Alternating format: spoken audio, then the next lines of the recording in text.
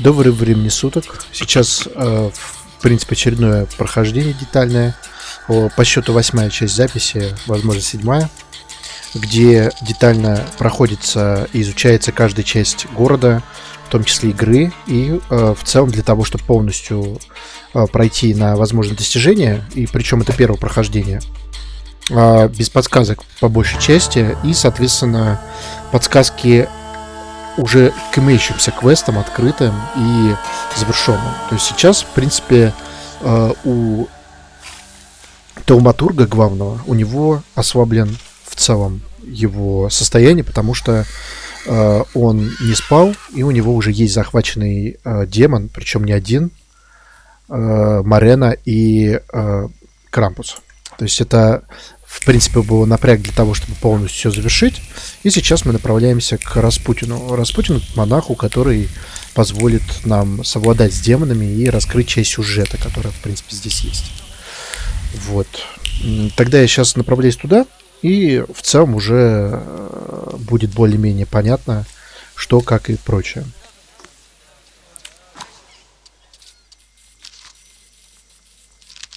Эдак работает в порту. Человек он необычный, у него много идей, которым он спешит поделиться с другими, да, именно рассчитывая получить от них от этого выгоду. Дело в том, что Эдак не думает о последствиях, просто говорит все, что в голову взбредет. А все потому, что Эдак есть изъян, который приманил Крампуса. Это фактически последняя персона была. Тяжелый бой был с Марок, с демоном этого места, с Алютором. И получается, что пришлось повозиться с ним, потому что при ослабленном состоянии падает возможность, по сути, постэффекты.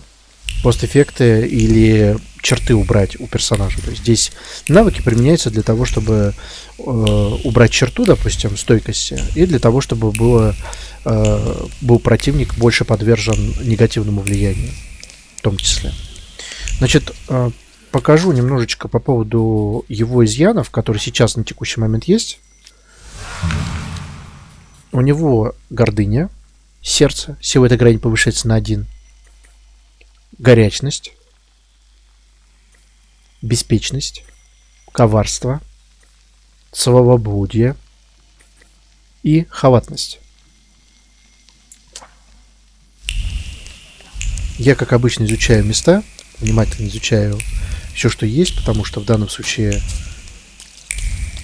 мне важно полностью открыть как можно больше и, соответственно, после этого проходить второй раз более слаженно и более понятно, чтобы, собственно говоря, чтобы не плутать в поисках тех или иных вещей, потому что они хоть интуитивно открываются там, где он проходит, то есть, в принципе, собрать можно, но проблема в том, что, опять же, для меня это первое прохождение, поэтому я не знаю, что где здесь находится, могу только догадываться.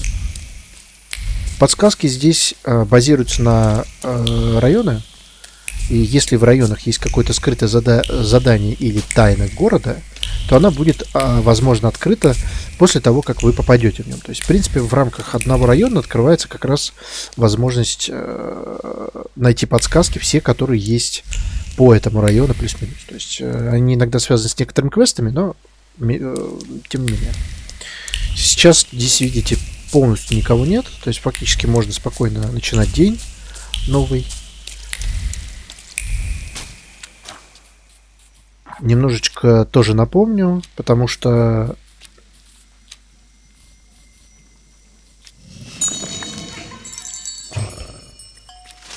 Марена, она появилась в целом давно, но проблема в том, что выпустили его только недавно. Давно, потому что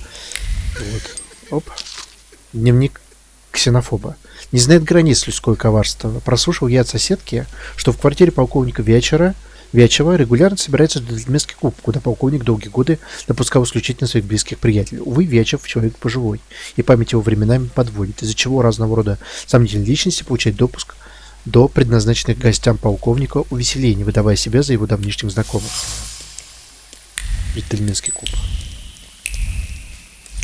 То есть подразумевается, что здесь уже есть открытые участки. Видите их? Разорвано письмо. Валерий, едва ли не каждого второго дня посещает Ника собрание в квартире на Пованзовской 4. Что он там делает? И почему так поздно возвращается домой, когда мог бы посвятить время семье? Меня он держит в полном неведении, на вопрос не отвечает.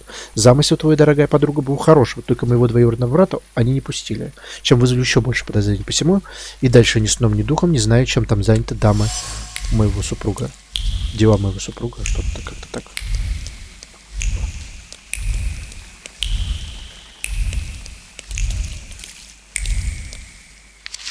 Записка для посыльного. Сигары из маленького ящика отдать господам в квартире на улице Пованзовской, 4, в 8 часов вечера. Сигары из серебряного ящика отдать лично в руки господину Вечеру. Особый заказ.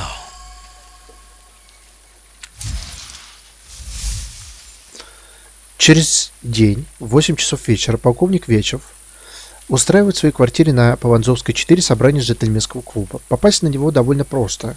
Достаточно убедить хозяина в том, что вы его давнишний приятель. Гости могут насладиться сигарой, оживленной беседой, приятной компанией. То есть, в принципе, это все секреты.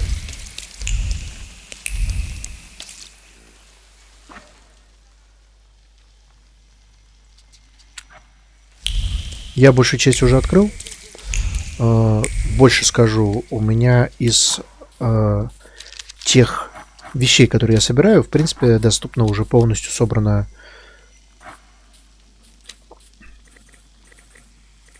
стереография 17 из 17. И я пластинки потихоньку собираю, но в целом эскизы.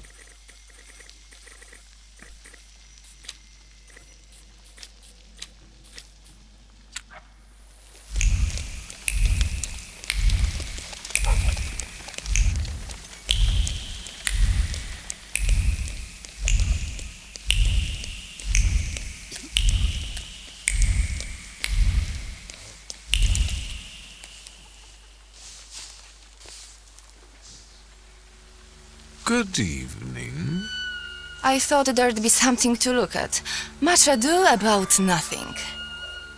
Who are you? Last time, a different housekeeper came to greet me. How about that? What? Don't you like us?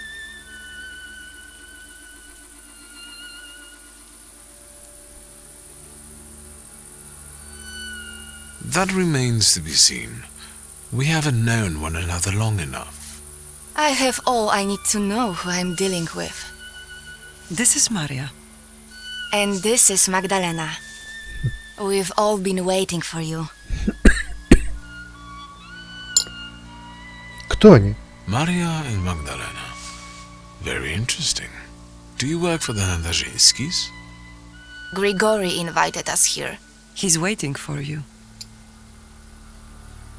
Я пока буду молча в целом пить чай и заодно немножечко согреваться. Это вас не касается, но к стриму, в принципе, избавит вас от комментариев, что называется. Будете наслаждаться, что называется, молча. Look at you two, joined at the hip. Are you ever apart? Rarely. We complete one another, not just in conversation. Stop it. I'm sure he's not here to talk to us. Then what do you want? I've come to see Rasputin. We know, we know.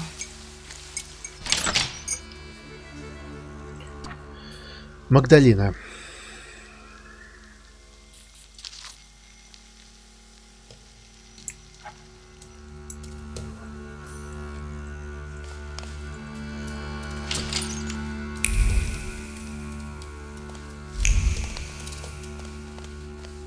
It looks familiar, and yet different.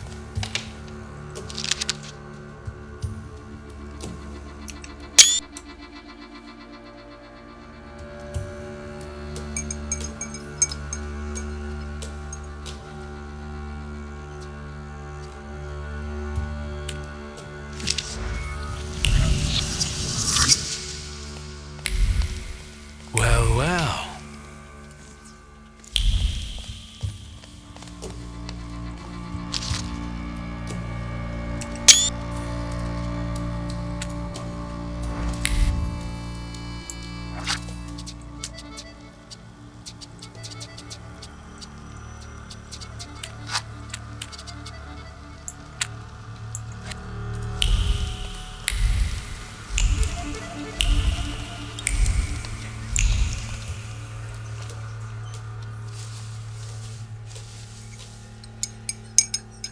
At last, the wait is over. Here he is. Sit down, Victor.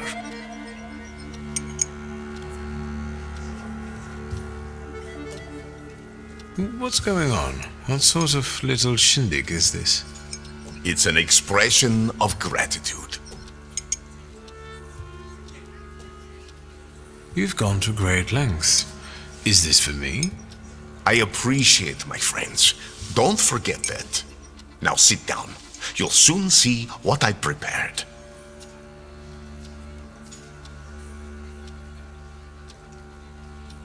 I came because my head's hurting again. Have a seat, please. I'll come back another time, but I hope you all enjoy yourselves.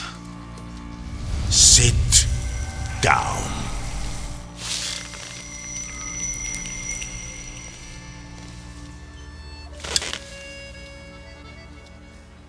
Support the weak. Be patient towards all men. The moment has finally come. Here too is my loyal friend, Victor Shulsky. It's thanks to him that we are where we are. And we will be in the future, where we intend. My mind has long been flooded with bloody visions. In their scarlet color, the mists of the future are reflected. I see a great star falling to the blood-stained earth, and the force of its impact tears the roof from sacred temples, including the Orthodox Church of Saint Mary Magdalene, here in Praga.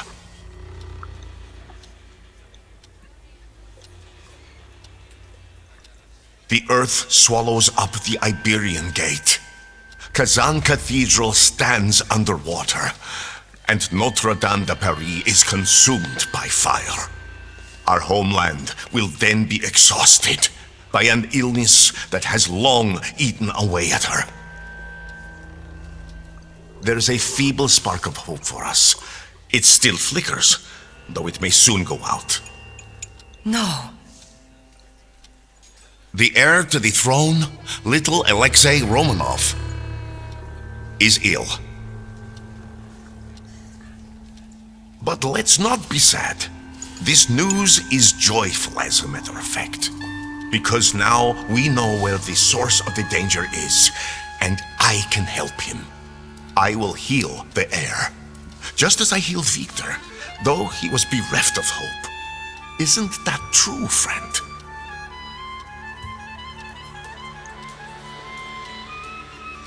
It's true.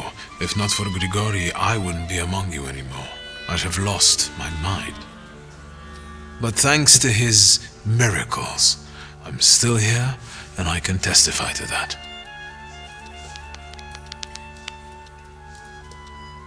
I've helped you, just as you've helped us all. Thank you, friend.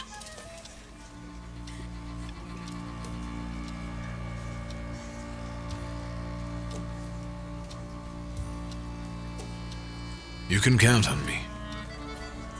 Admirable loyalty. Impressive. You gave us a chance, and as God as my witness, I won't waste it.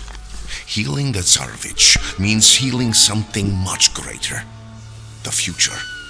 A future where each of us will receive equality and respect, regardless of who we are. Free from the afflictions of the body and the soul. Living in health and its resulting ecstasy. Finally, in a future in which we can do anything, but don't have to do anything, offering unhindered freedom.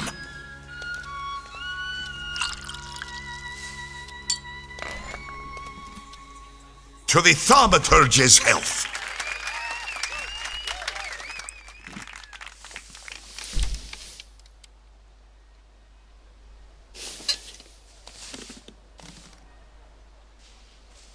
I'd rather not wake up to sights like that. My head's about to explode. You didn't want Ligia to see you in such a state. In that case, it could have been one of my best decisions. Looking at the events of last night may be the only right one. time to get up. Get yourself together and we'll talk later. Sleep is a waste of time.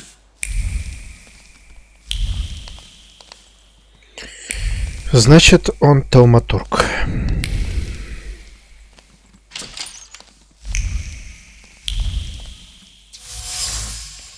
Саквояж выглядит дешево, и содержимое его наверняка тоже не слишком ценное. Скромные пожитки окружены аурой надежды. Надежда на то, что судьба, казавшаяся предрешенной, переменится.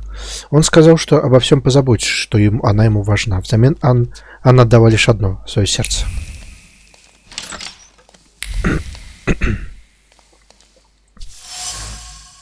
Медаль. Царская медаль. Любопытно, что она валяется здесь, а не гордо украшает мундир. Сорванная с мундира медаль — присяга на верность Распутину. Рука на секунду дрогнула, но не остановилась. Преданность Распутина взяла вверх.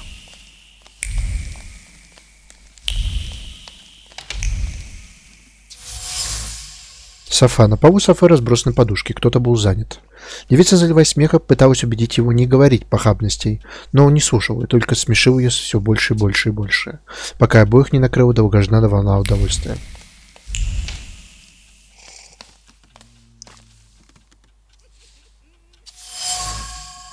Пустые бутылки дорогого алкоголя открыли, выпили, и так пока не осталось ничего. Но сей факт отнюдь не ознаменовал конец вечеринки.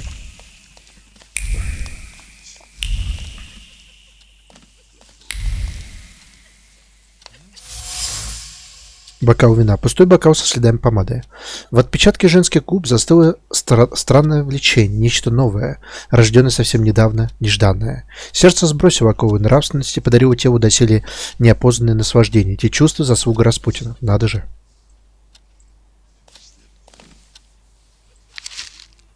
Приглашение на молебен. Дорогая графиня, надеюсь, мое письмо застанет вас в добром здравии.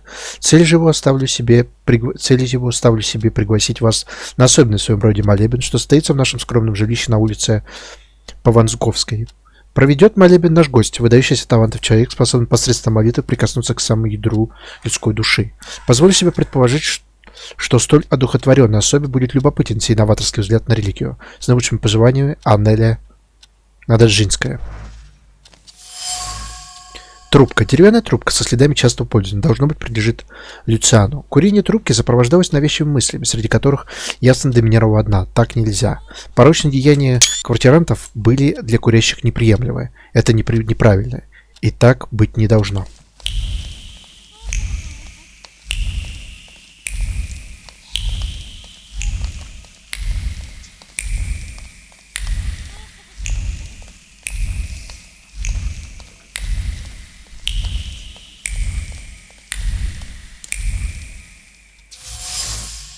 Соль на пороге. Соль должна защитить от двух сил. Дрожащая рука рассыпает соль в надежде отводить дьявольский дух. Соль — это хорошо.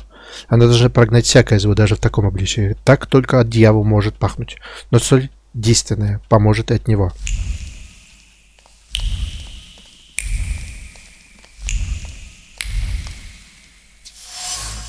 Фартук. Испачканный фартук служанки. Она искренне любила свою работу. А наджинские всегда были к ней добры. Но больше так продолжаться не могло. Ярость, просочившись в каждую нить фартука, тихонько плачет по хорошему беззаботному времени. Времени, когда не было его. Метла. Деревянная метла для ежедневной уборки. Каждый взмах метлы поднимал к устам своего презрения. Что это за дрянная компания? Зачем госпожой стали с ними якшаться? Приглашать таких людей в дом неправильно. Еще и шульский этот. Из такой порядочной семьи, а сам ничуть не лучше. Опасения служанки. Все указывает на то, что верная служанка Наджинских уволилась, не вынеся присутствия Распутина или гостей, которых он привел под некогда порядочную крышу. Она видела в монахе воплощение дьявола и старалась отводить нечистую силу, но стало быть безуспешно.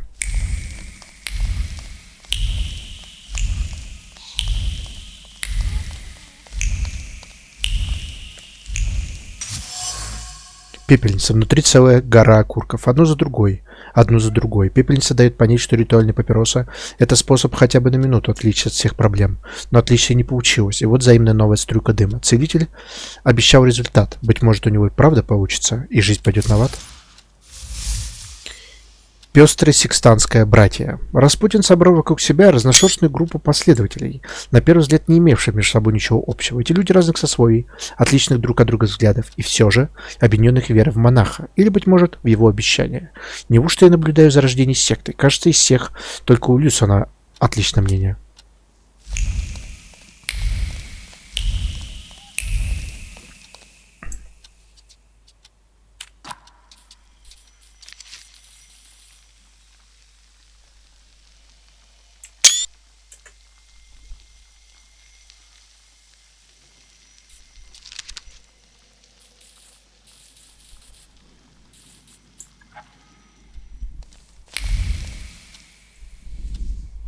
There you are, finally.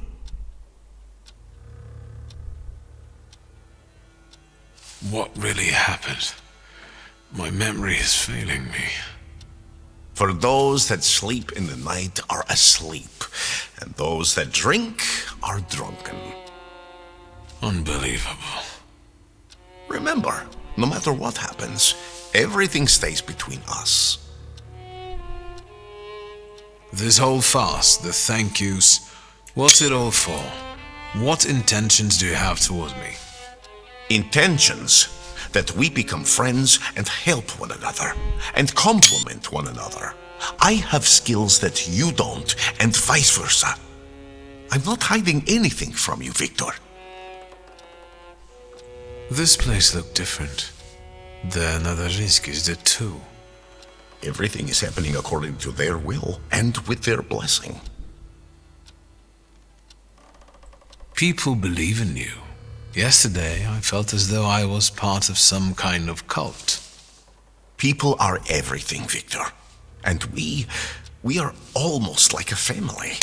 Better, because we're joined by choice, not by blood. We're harbingers of the change that will soon take place. I'm only a guide lighting our way.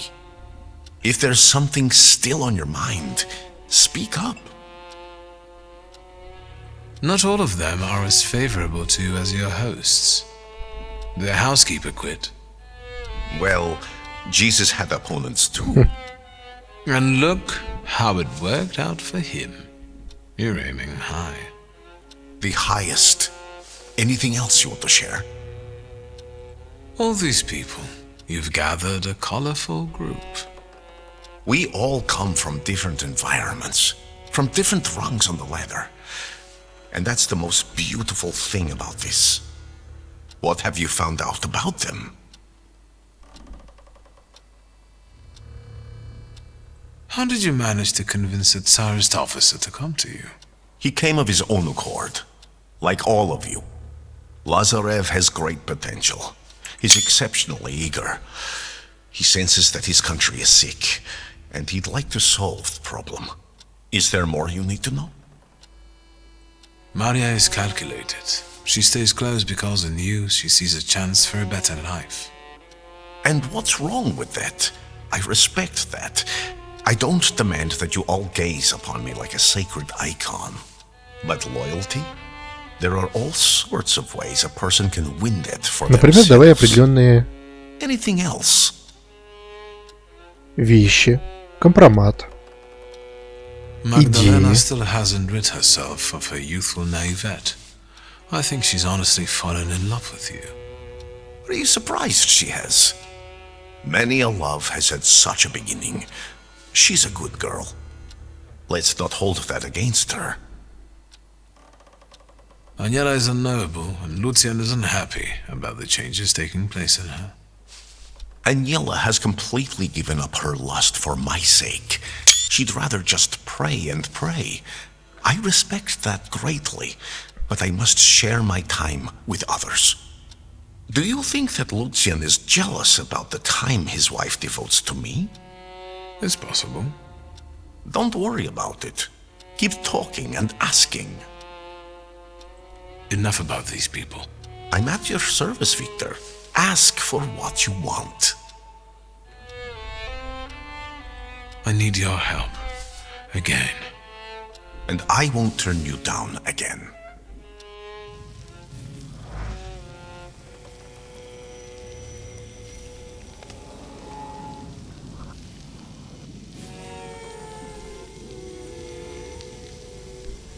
her sadness. Heartbreakingly cold. How can we tame her? Stop fighting her. What? There's no need to resist. Go to her.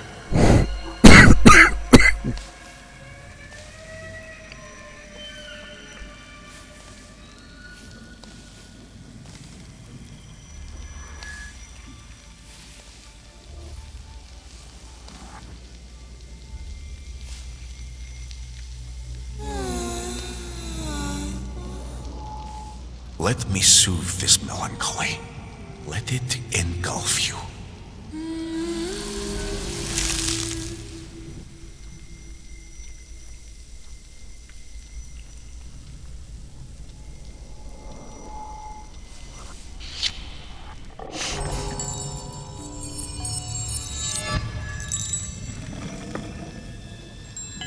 Do you see anything?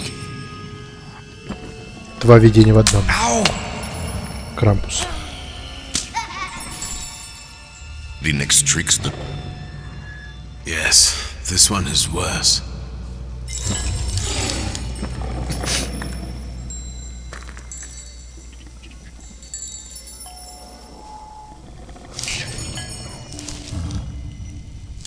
Well, yes.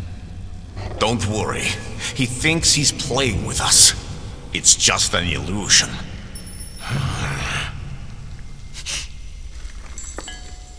Come here.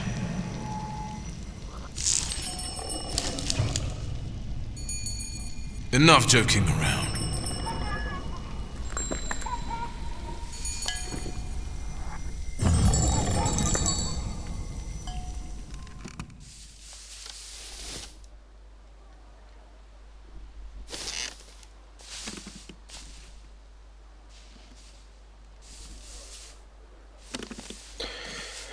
Вот и все.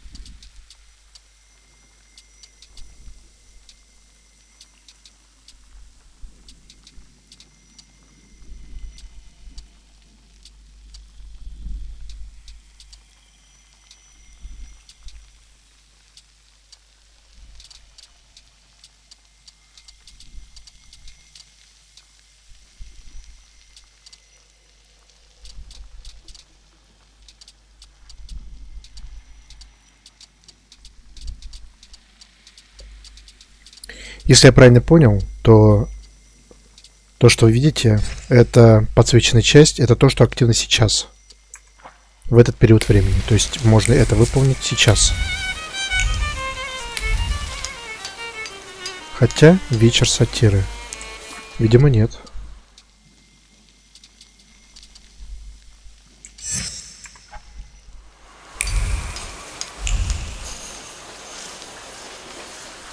После полудня.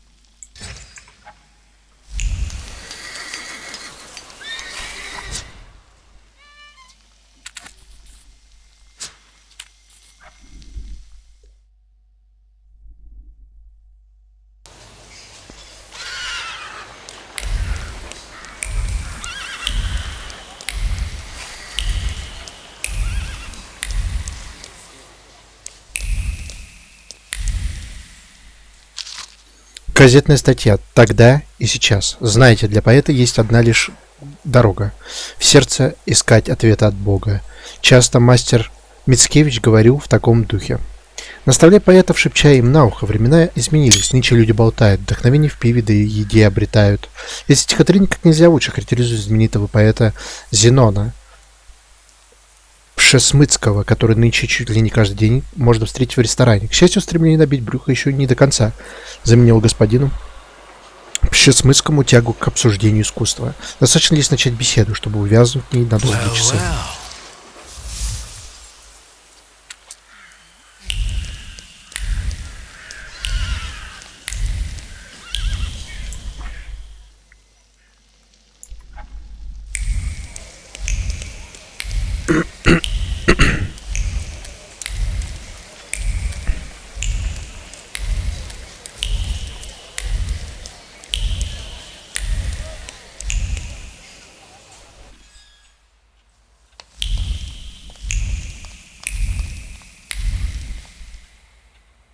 Mr. Shulsky, I've got some fresh ideas for you. I see what it is you are getting at. But the collection, we need bold concept. Meanwhile, I won't bother you. All right.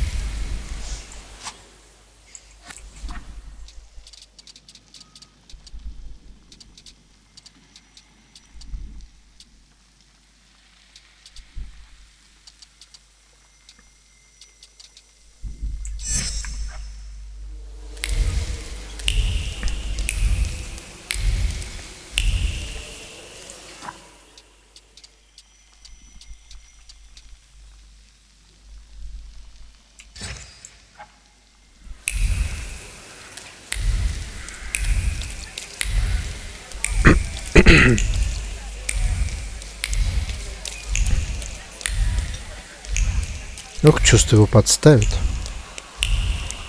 Даже я почти уверен в этом.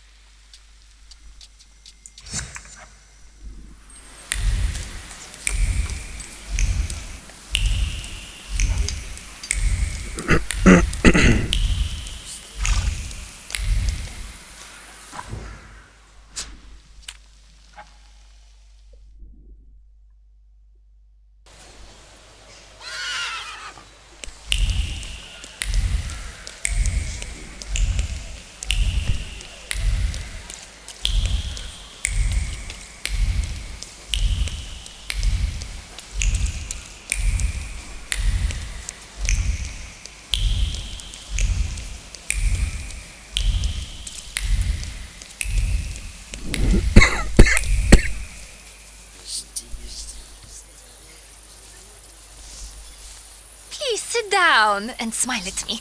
We're dear friends after all. I don't quite follow. I believe we haven't met yet.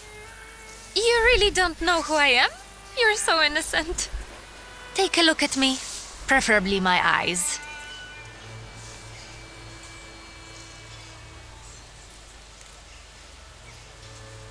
I'm sorry, madam, but I've no idea where I could have seen you. Truly exceptional. Olena Dąb-Zakrzewska. Nice to meet you. Wiktor Miłożąb-Szulski. Well, well. How do you find Rumianceva Suarez? Olena, my beauty. Someone would like to meet you. Please, let's go. I already have company. Go away. This isn't the theater, honey. No need to make a scene. Move it.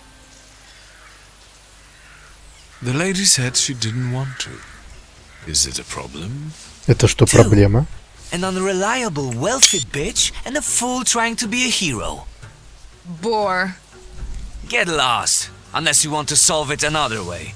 I'll make it clear for you.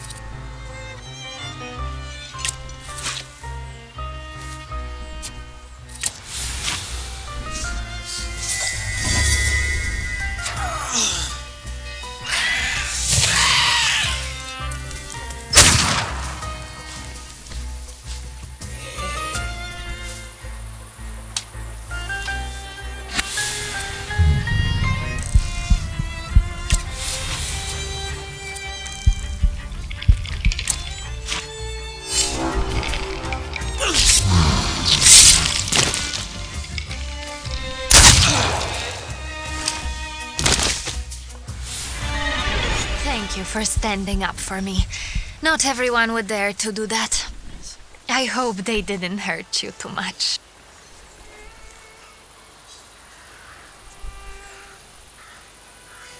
Why did he pursue you like that? Does it happen often? Fame doesn't just come with splendor and acclaim. It also comes with unwanted attention. Some people think I belong to them because the entire town can watch me. Goodbye.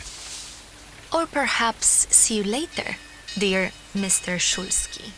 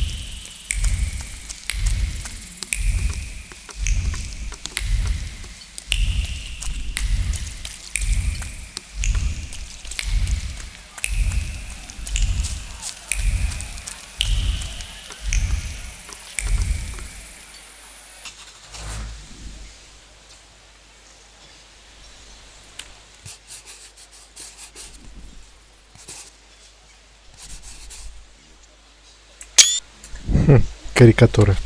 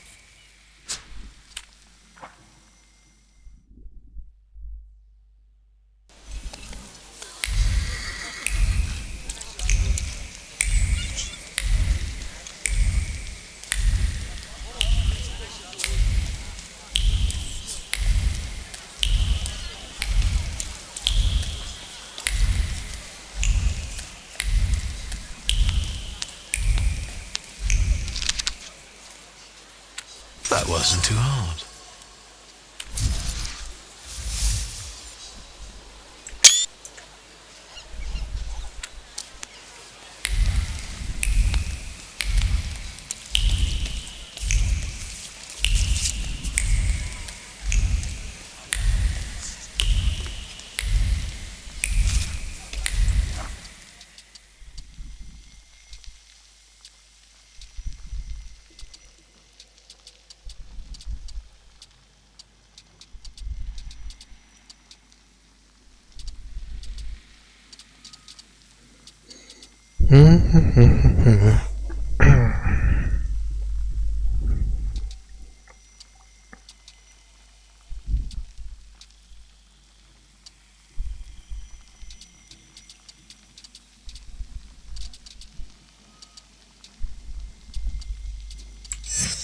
Возможно, когда оно вот так подсвечивается, это, соответственно,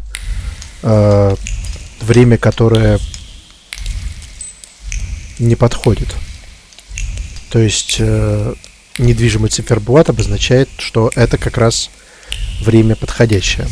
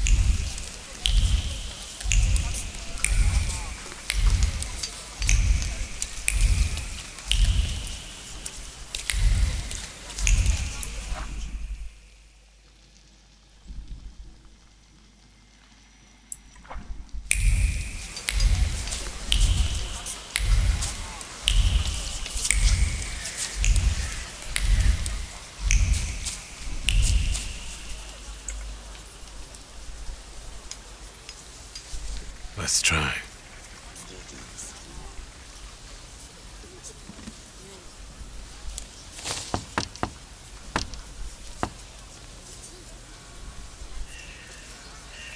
Open sesame. How did you know the password, Ganef?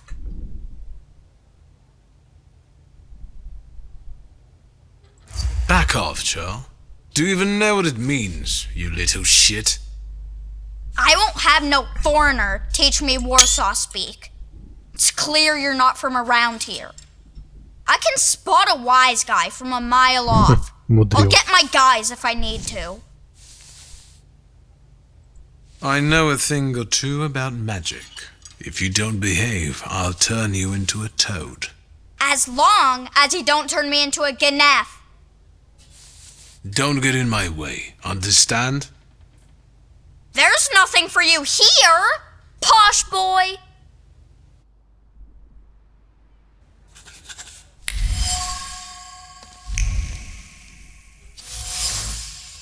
Плед. Теплый плед в клетку. Он спрятался под плед и задержал дыхание, притворившись, что его нет в комнате, где Лейла кричит отцу, какой он никчемный. Когда сестры забирали его в Варшаву, он сделал то же самое, притворившись, будто они ушли без него. Это не просто плед, это его плащ-невидимка. Картина на стене. Старая скучная картина в простенькой деревянной рамке. Эта картина вместилище ярких воспоминаний, единственная вещь, которую она забрала из родного дома в Бартицах. В этой деревне не было будущего, зато был отец. Отец. Ностальгическое воспоминание внезапно смывает волну решимости. Она не закончит, как отец, чего бы это ни стоило. Стол. Старый деревянный слегка пошатывается. Над столом повисло слово безобидного спора между братом и сестрой. Ему к вареникам с картошкой хочется лука, а ей сметаны. Голос мальчика стал громче. Папа всегда жарил к вареникам лук. Я хочу домой. Спор перерос в нечто большее. Картонное окно. Кусок картона вместо стекла. Эта скромная обитель пылает эмоциями, отвращением от сознания, что приходится жить в такой поганом месте, и надеждой, что все скоро переменится к лучшему. Непременно. А еще чувством ответственности за тех, кто дорог. Лейла присматривает за братом и сестрами, которых она забрала из Бартиц в надежде подарить им будущее, но которые там шансов не было. И казалось, Варшава этот шанс предоставят, но даже здесь каждый день даются кровью и потом. История каких тысячи.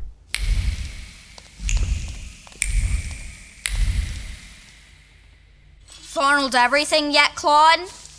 Then get lost. Should I scrub your tongue out with soap? Who taught you such foul language? We can't afford soap, you bourgeois bastard. Let's talk about your sister and about you. I know her name is Layla. I'm not talking to Ganefs. That checkered blanket. You used to hide under it when your sister was arguing with your father, didn't you? And? I could feel how scared you were when she smuggled you in it through the Warsaw turnpikes. Don't lie to me, Ganef. A cracked window is nothing pleasant. Fall will come soon. Layla wants you to find a better place. If you don't tell me where she is, I won't be able to help you. Yeah, right. I also like potato dumplings, garnished with onions, browned in a hot pan. The kind your sister makes for you. Stop annoying me! I'll invite you both for some freshly kneaded dumplings, provided you tell me where Layla is. All right, I'll tell you. As long as it gets you out of here. She's probably at the harem. It's a local brothel not far from here. Just don't get any ideas. She doesn't work there. Thank you. Ganef.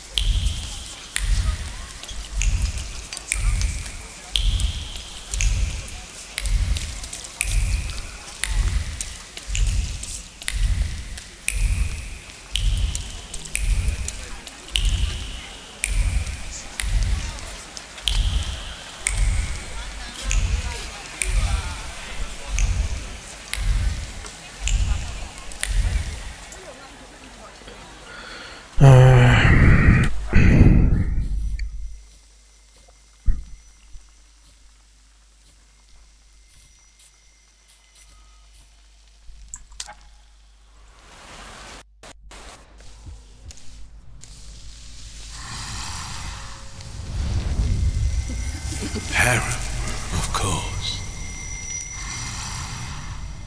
You try to deceive me, but it's not gonna happen. You'll be mine.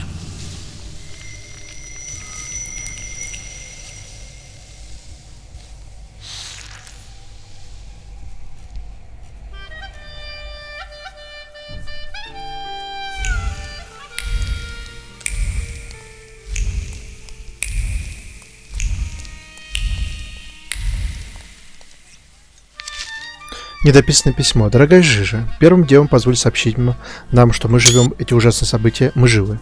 Эти ужасные события минули нас стороной, но лишь по воле высказанной фортуны или, быть может, по Божьей милости. Или, может, потому, что адрес нашего на то время проживания еще не стал достоянием общественности. Мне не передать тот страх, в котором мы жили. Обезумевшая толпа пронеслась по крахмальной улице стадом разъяренных быков, сметая все на своем пути, не щадя ни мужчин, ни женщин. Нашим девочкам удалось укрыться в пристройке одного из домов и забаррикадировать двери подручной мебелью. Я по ночам тайком носил им еду.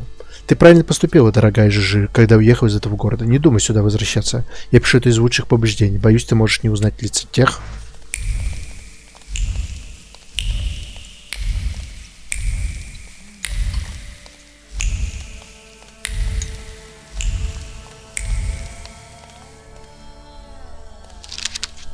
белой пометки. 1893. Всемирная выставка Чикаго. Выступление маленькой египтянки. Восторг. Под музыку улиц Каира. Найти ноты. Его называют «Данс дю Ватер» или «Хучи-кучи». Подергай за ниточки в Париже. Безумная идея. Ревью с нашими девочками.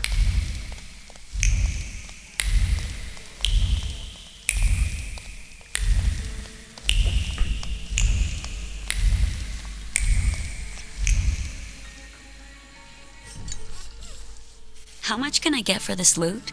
We have a guest. Is it nice to eavesdrop like this?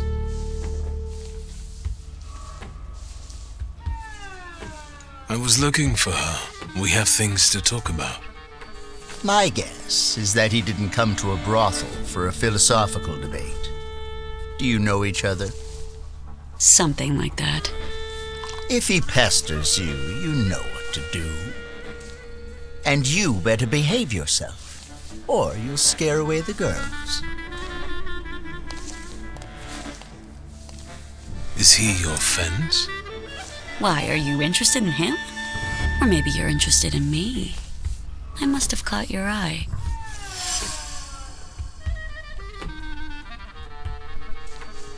Indeed, you have firmly lodged yourself in my eye like a splinter. This particular feeling happens to be mutual. How did you find me? As Ali would say, introductions come before all else. I hear you know each other. My name is Victor. I don't know any Ali. How did you find me? I'm a thaumaturge after all. I can find anyone, no matter how hard they try to cover their tracks. I know. And you found me. So, what do you want? I'm not the only one following you. There's something else. A wild saluter. It's him that I find the most interesting about you. Do you know what a djinn is? Nothing beyond what my brother has read about him in his fairy tales. And it's this arrogant impudence that attracts him to you. I'm afraid it's an inborn trait. You showed some guts when you pulled yourself and your brother out of that place with neither hope nor prospects. I don't intend to confide in you. You're not going to sit here forever, are you? Stealing for tweezer won't get you and your brother out of poverty. And what do you know about getting out of poverty, Mr. Bourgeoisie? You have a good deal going with tweezer, correct? A business like any other, but I admit that I'm quite comfortable here. It's very profitable for him, too. He took you in when you first came to the city? Don't get any ideas. All he did was help me get back on my feet. I'll look around here some more. Do what you want.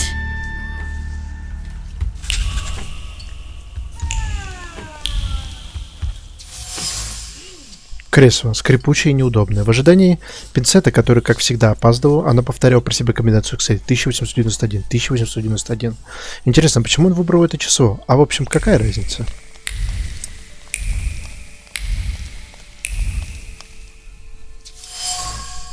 Губная помада. Красная. Должна быть одной из проституток. Красная помада ложится на губы, с которых срывается слова утешения. Она должна убедить новенькую, что здесь все так работает со временем облавы.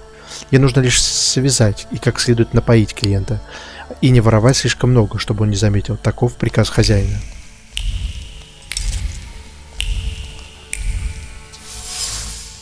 Дорогая скульптура. Поставлена в зале как символ роскоши. На скульптуру повисло едва заметное облако сплетен. Девушки хвалят пинцета за предприимчивость и смекалку. Многие сутенеры потеряли в обои все, уезжая собственной жизни. А пинцет не только выжил, но и у гарема дела пошли в гору. Невольно задумаешься, не спел ли он с охранкой.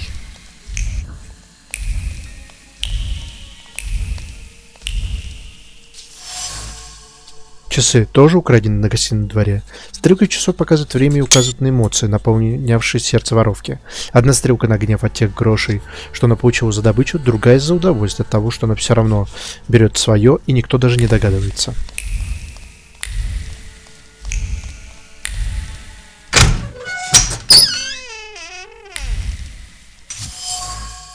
Пачки банкнот. Маленький сейф ломится от денег. Большинство банкнот помнит о пальцах, что не спеша аккуратно доставали их из карманов пьяных в стельку хозяев. Одни пальцы были проворны, другие дрожали, как лист на ветру. Ведомые неумелой рукой, но и те, и другие справно пополняли сейф. Без страха Грэмом управляет пинцет, сутенер и скупщик краденого, которому Лейву продает свою добычу, с которыми шутки плохи. Вот только девушка недовольна тем, сколько он ей платит, а потому подворовывает из общего сейфа, где хранят деньги, украденные проститутками у клиентов. Но даже в воровском мире есть свои законы.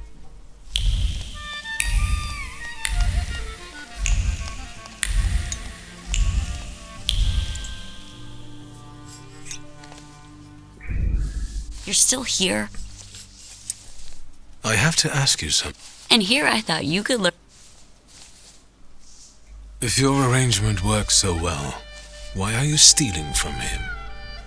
I know that you know the combination to Tweezer's safe. So that makes two of us, then. I keep my hands to myself and my mouth shut. I advise you to do the same. I'll look around here. Do it.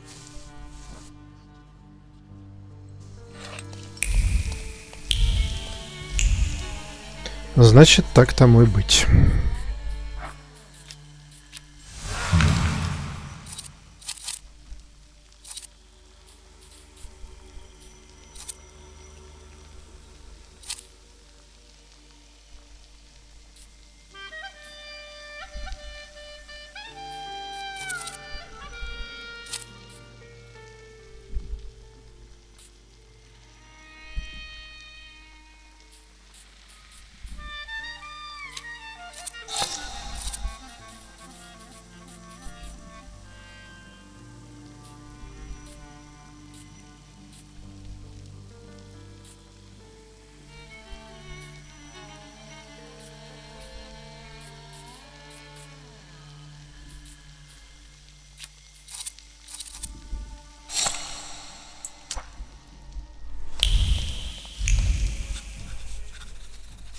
It's a nice place. Why call it harem?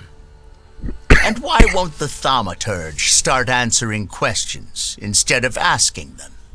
I wonder how it is with you lot in bed. What are those demons of yours up to, then?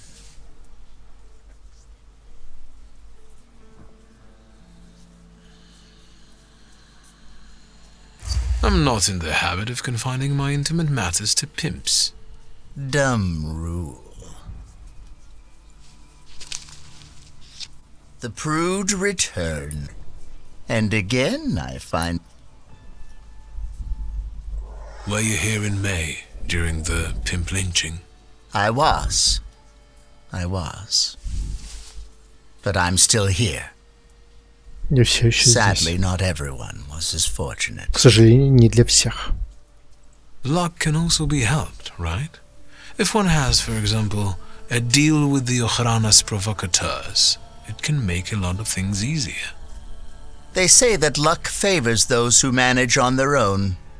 I'm alive, and the girls have a place to work. Everyone is happy. So what if the hateful mob targets all magicians tomorrow? And the only rescue for you and your friends will be to make a deal with the Ochrana. Will you help your luck then, or will you complain?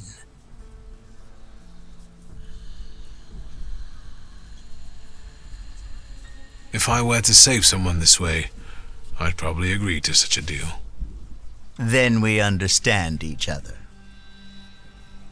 What caused the lynching? No, kitty cat. The right question is why? However, no one knows this for sure.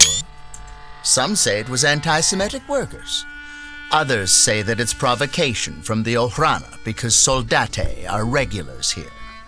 Sometimes bad blood needs to be spilled to make the rabble Выпустить docile дурную кровь. again. I have some other questions. There are so many more pleasant things you could do here with that mouth. But ask, Why tweezer? 'cause it appeals to the imagination. But I've also heard a few creative variations. I think I enjoyed Squeezer the most. Get it? I see. It's kind of funny. A lot happens here. It seems like an ordinary brothel, but it's managed rather creatively. Instead of putting your hands on things, maybe start putting them on beautiful ladies. Or gentlemen. The choice is yours. I don't know if touching anyone would tell me that Layla has been skimming from your safe. Layla! I'm busy. Busy getting into my safe? Says who?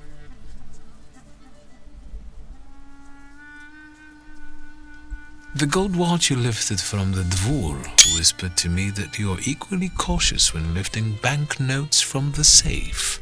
Not too much either, so that no one catches on. You talk to watches? Maybe you're a snake charmer too. Yes. Anything else, charmer? I know the combination. I know that you keep repeating it in your head when you're bored. Did you hear me? Mind your thoughts around this one, or he'll expose you for the deviant you are. Layla, pockets. Come on. Is 1891 an important date? Pockets.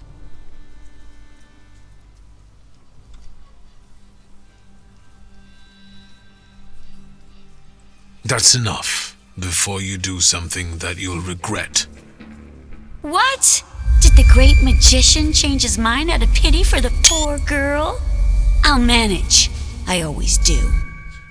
This time, you won't have to look after everything on your own. Easy. I've got enough people for the both of you.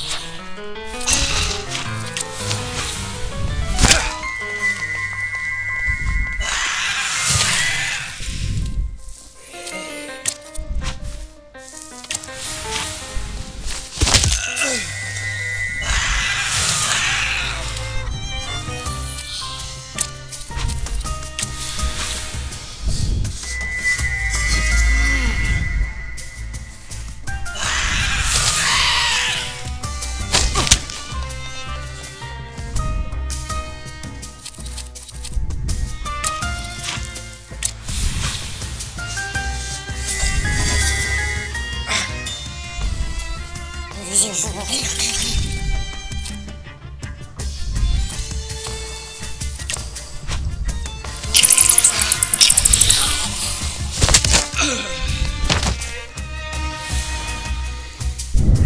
already. I accept these arguments. You want her, then take her. And get out of here, the both of you. I'm not used to someone standing up for me. Thank you. Don't mention it. I admit that I'm impressed. You know why I'm here. Well, yes. This djinn of yours. Is he here now? Can you see him? I don't have to. I can see you and I know he's around. Are you trying to seduce me?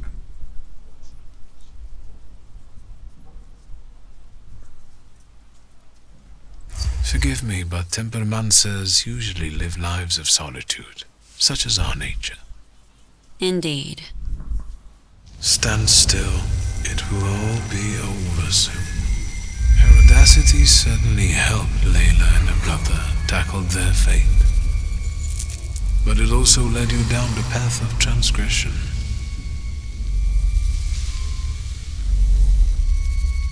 Without it, you will cease to be the djinn's puppet.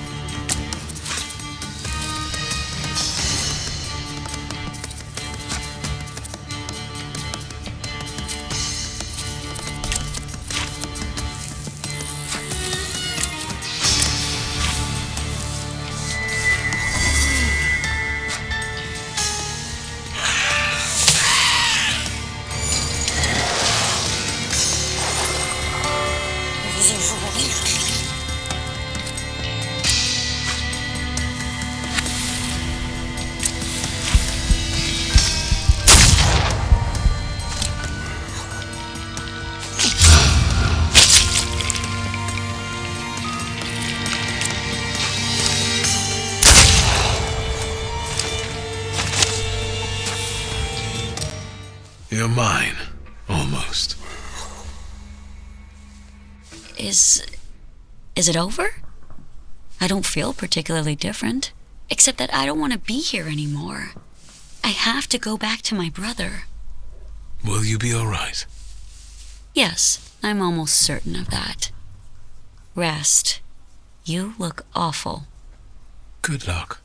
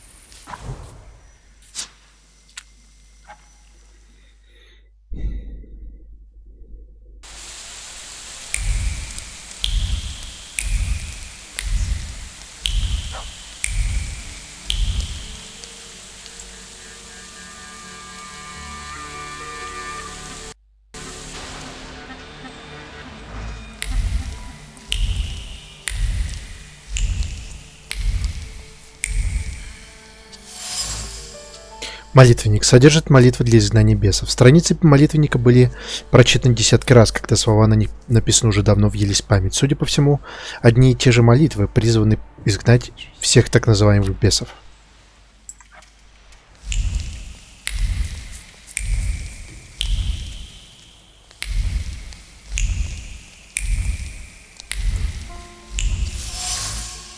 Канделябр. Свечи не горят. Видимо, это ритуальный канделябр только для особых случаев. Фимиам. Все еще дымится, наполняя воздух удушающим ароматом. Над дымом фимиама повисли слова, которые повторяли как мантру регулярно, часто с большой радостью. Они гнали прочь сатану, взывали к небесам и молили о чуме для несчастных душ, одержимых нечистой силой. Отец Кирилл регулярно проводит в храме обряды изгнания бесов. Священник следует заученной процедуре, не особо задумываясь над тем, кого изгонит, насколько обряд поможет страждущим душам.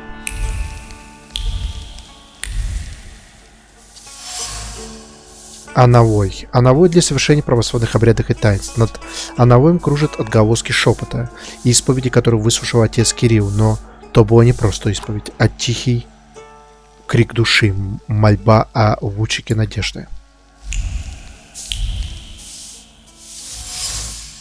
Икона. Икона с ликом царя Николая II. Монах долго и пристально смотрел на икону, прямо в глаза царю, словно допрашивал, быть может, ища вдохновения.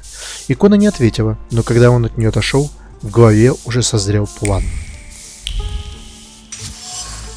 Стул. Обычный деревянный стул. Садясь на стул, она чувствовала, как колотится сердце. Слова молитвы не приносили утешения, как и взгляд Христа, спокойно взиравшего с иконы. Страх за того, кто роднее всех на свете, затмевал собой все остальное.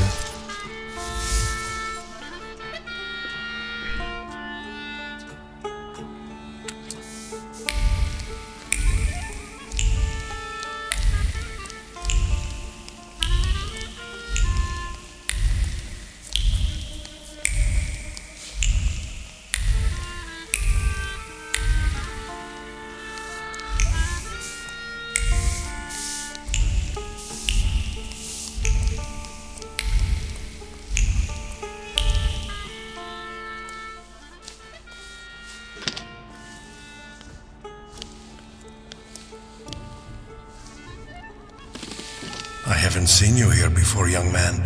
You look exhausted. What brings you here?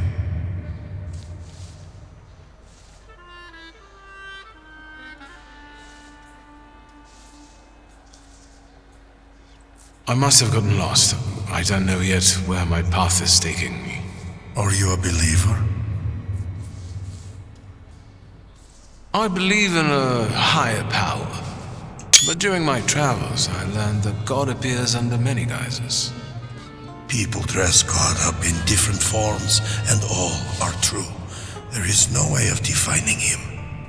I sense you have doubts, questions, so ask. What is the Church's position on thaumaturgy? That's a fairly difficult subject. There is hope for all, even for those who live in great sin.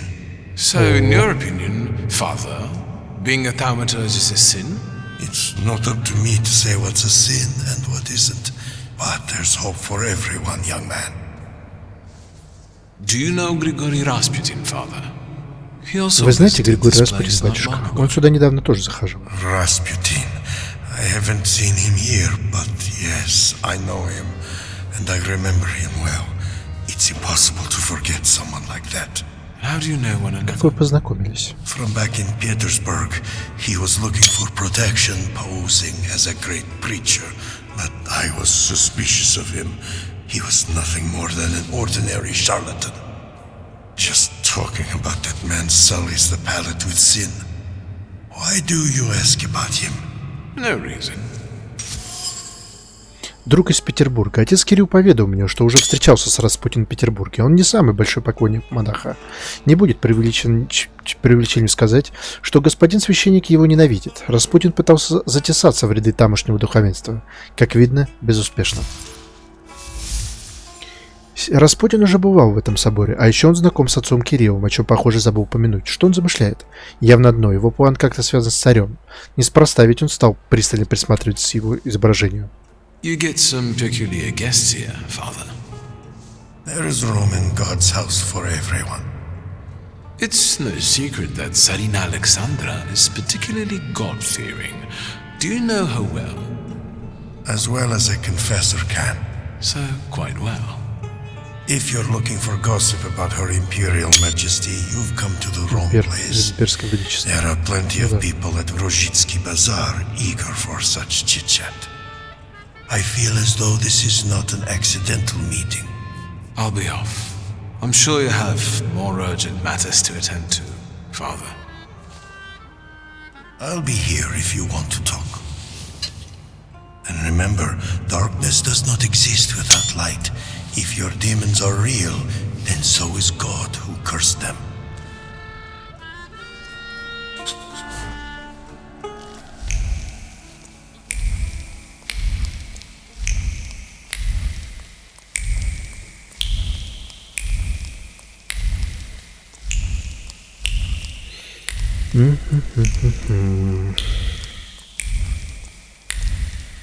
Так, надо переиграть, попробовать.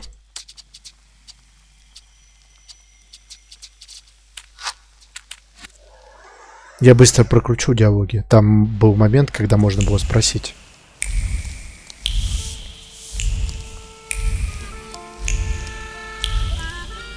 Попробую сначала его задать, а потом все остальное.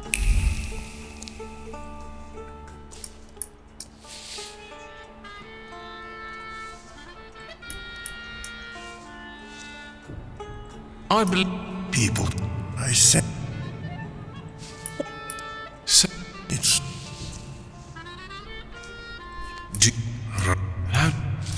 just why no. Спросите об обрядах изгнания. Вы изгоняете нечистую силу, верно? Говорят, вы время от времени исцеляете людей, в которых селился сатана. И что, работает? If the flame of doubting Thomas flickers inside you, you can soon witness the miracle of exorcism with your own eyes. Is there anything else I can help you with? Вы правда верите в эту чепуху, батюшка, что в людях бесы живут? Это расчетливость или просто привычка? habit. I think we aren't so different from one another. I don't question the existence of your demons, Thaumaturge. I had to ask. Is there still something troubling you? You get... There...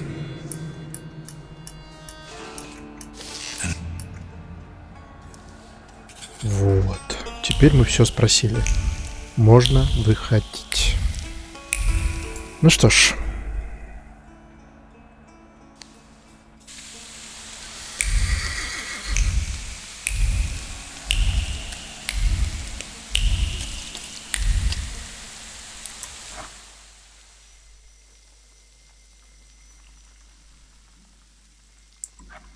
Попробуем-ка мы войти в госпиталь.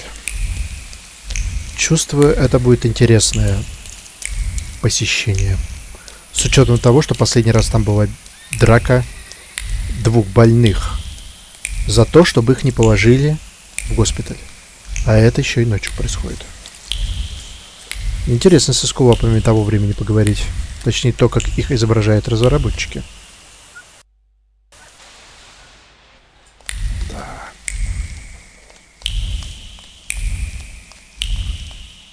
То, как им оно представляется.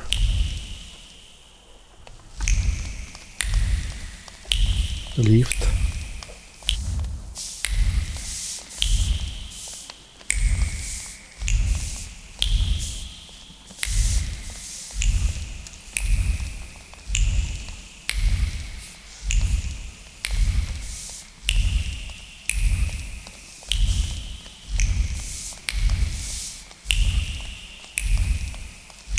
Прям как в Outlast'е.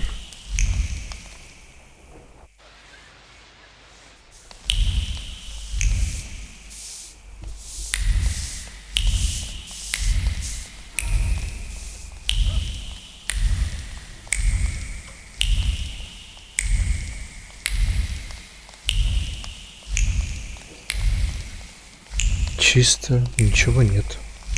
А арки как?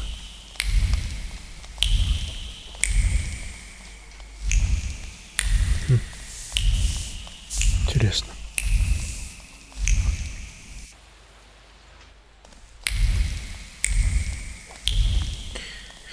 Ну что, снова к Распутину.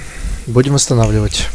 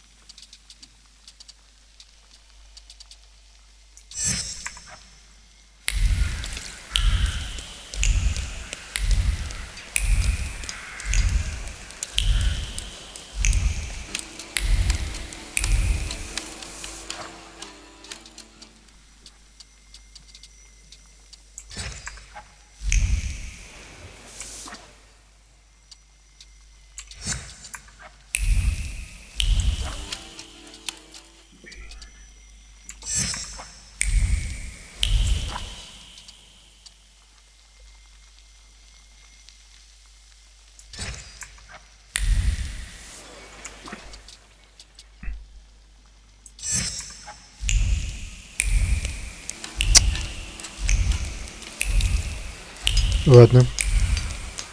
Делать нечего.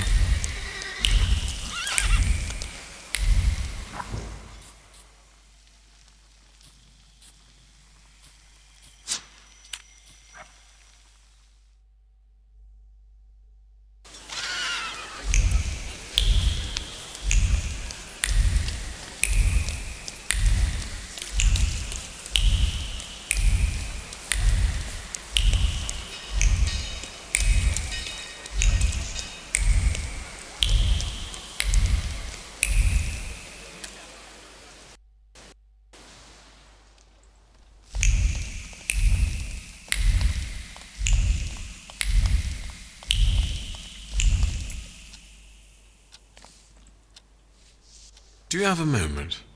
For you, always. I need your help.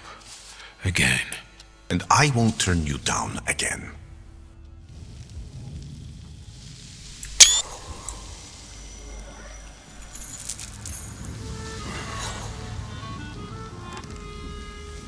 Grigori?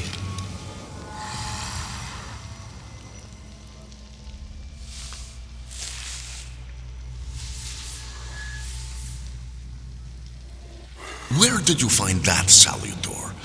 In the Sahara? It's a jinn. A master of wishes in his own form. Quickly, Victor, before he buries us both, focus on your wish.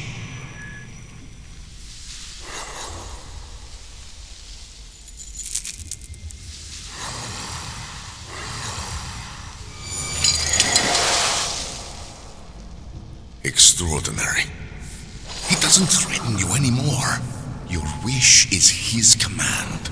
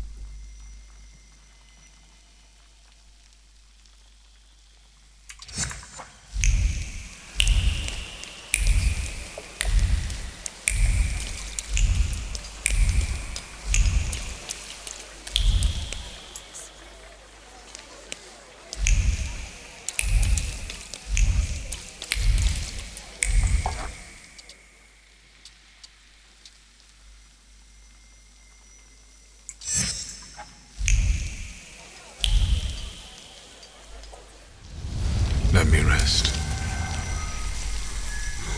Let's wait until... So, let's kill some time.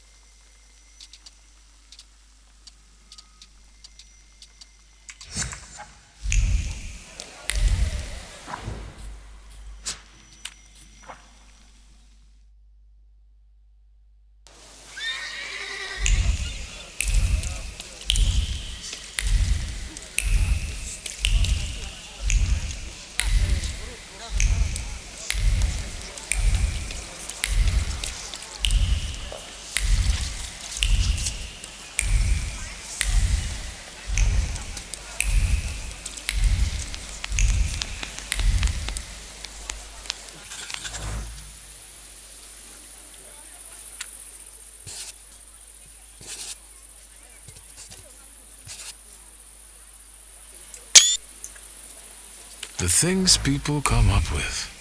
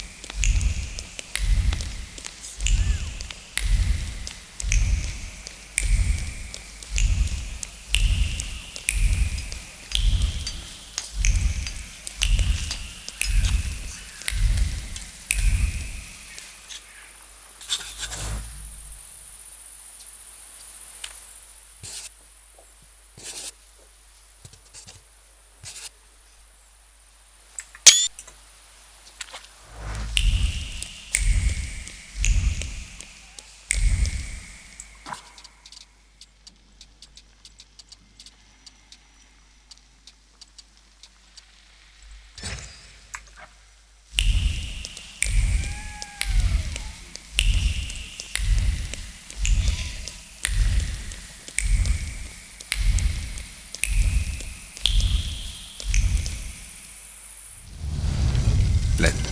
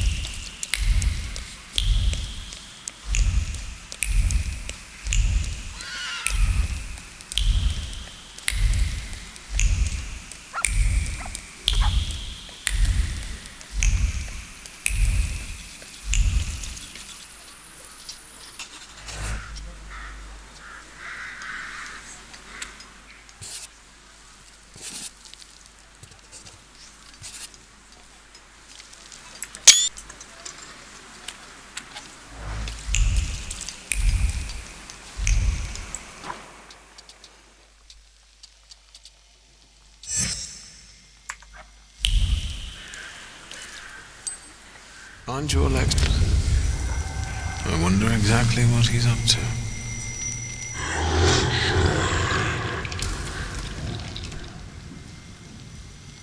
What do you mean, who? Rasputin.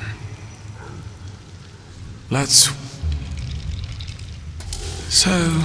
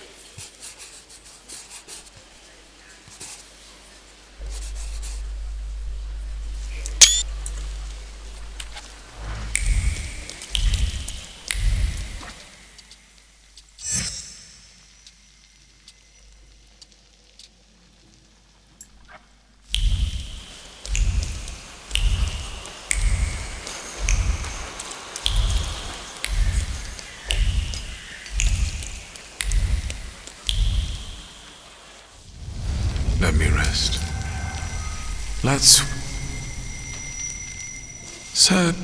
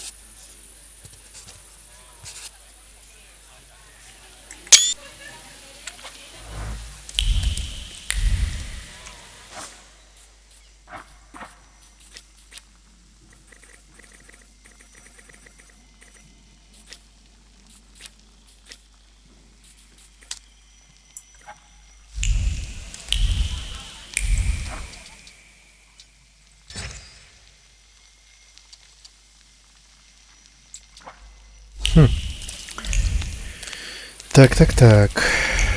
Интересно. Значит, пончики у нас не только в том месте продаются. Хорошо. Посмотрим.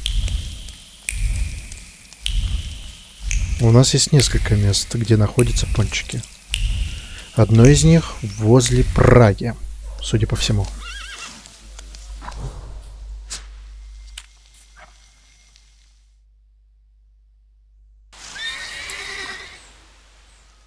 Нет, другое место. Тогда получается базар.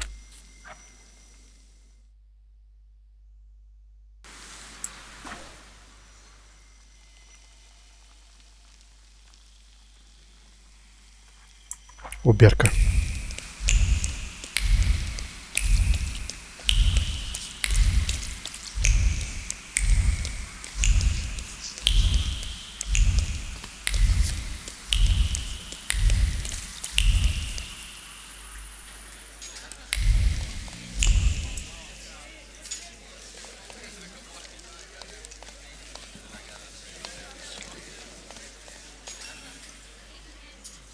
What can I get you? Yes, one donut, please. Even if I had any, I wouldn't recommend them. But I heard I was supposed to order a donut. Here.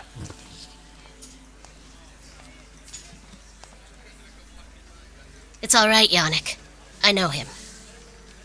I was hoping we'd run into each other again, and here you are. Can we speak in private? Come on.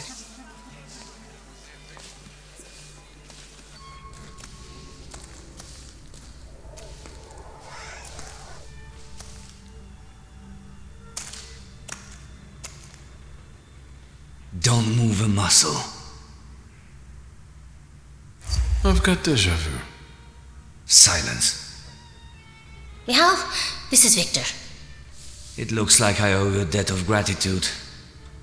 Lower the gun, and we can call it quits. You can leave us.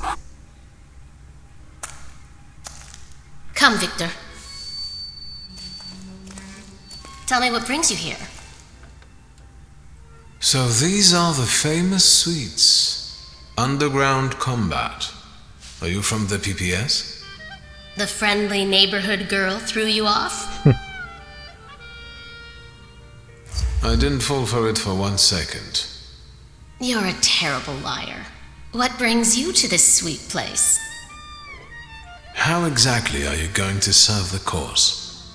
The PPS has extensive structures. Most members engage in demonstrations or meetings, underground lectures. I know a certain woman who's keenly interested in them. Bring her sometime. Maybe someday. We're part of the PPS Combat Organization. We use more radical methods. Do you shoot as well, or just carry ammo? Want to find out? Is Bergrodbitz's cafe frequented only by your sympathizers? No, but the name is known only by a select few. Why did the PPS choose this particular place? It's just one of many where we get together. The beer is drinkable here, and the boys are nice. You stole the Dutch pomade shipment. I read about it on the train from Vienna. We're famous, yes, that's true. But I won't tell you where it is, nor what it will be used for. Actually, what are you up to this evening? Is that an offer, or are you just nosy?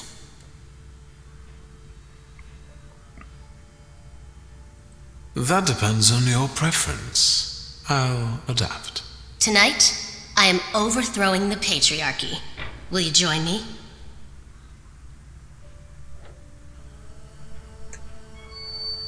I think I'll pass. Patriarchy agrees with me. And that's exactly the problem. Is there anything else you wanted to ask? Victor, let's be... That sentence... Don't be mellow. Is there any... Oh.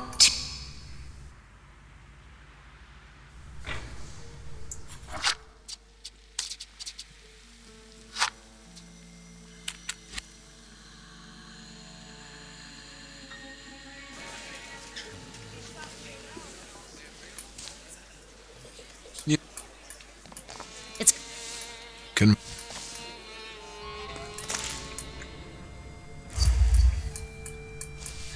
You come...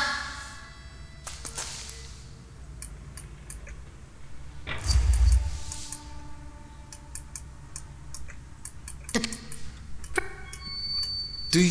What? No. It's... The...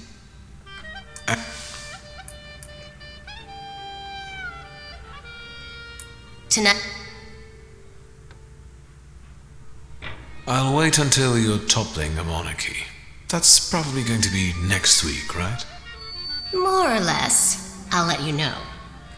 Is there anything else you wanted to ask? I'll be off now. Too bad. Stay out of trouble, wizard.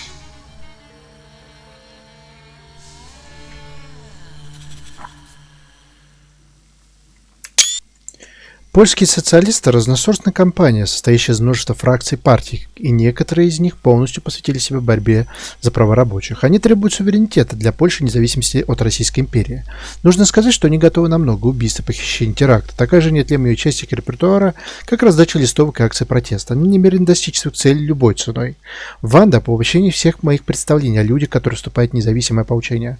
Храбрая, целеустремленная, удавая. Рад, что Ванга мне не враг. Скорее всего, одна из тех, кто сначала стреляет, а потом задает вопросы.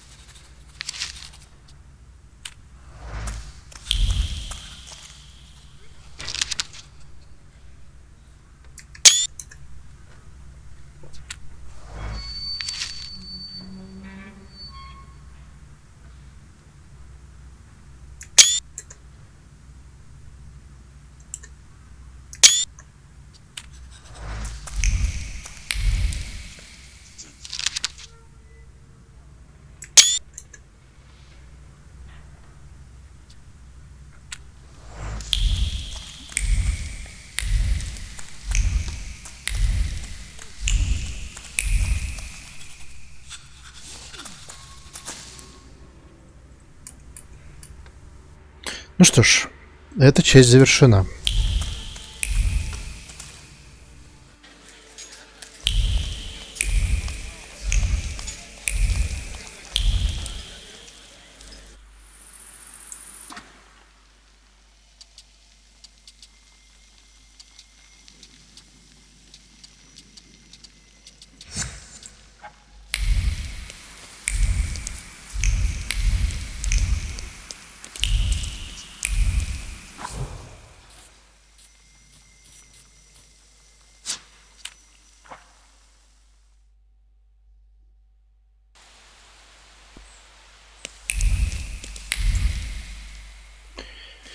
Прогуляемся.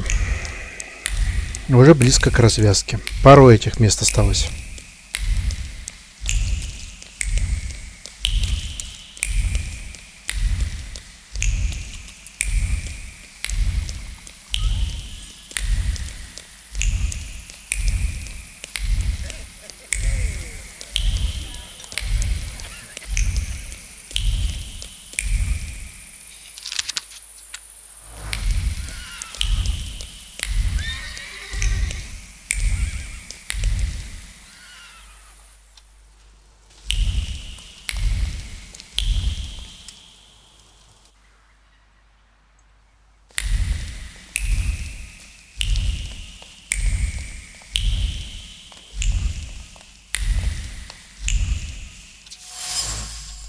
Старое письмо. Ничем не примечательное письмо. Почему его не выбросили?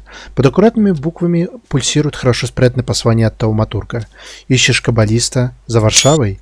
Не утруждайся. Один из лучших, куда ближе, чем тебе кажется. Исаак Софер из синагоги Ножиков.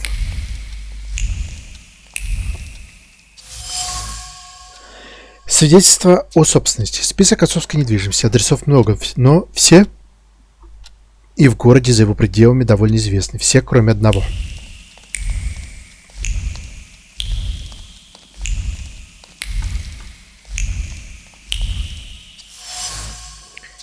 Каббалистический текст. Длинный, запутанный текст про то, что лишь сыновья Авраама дано лепить живые тела из глины. Попахивает женоненавистничеством. Книга с грохотом падает на стол, дрожащий шепот суматошно листает страницы, отрывая кусочки бумаги. Сознание мечется. Глубокий вдох. На него наложили проклятие Авраама. Как его снять? Должен быть способ. Не может не быть.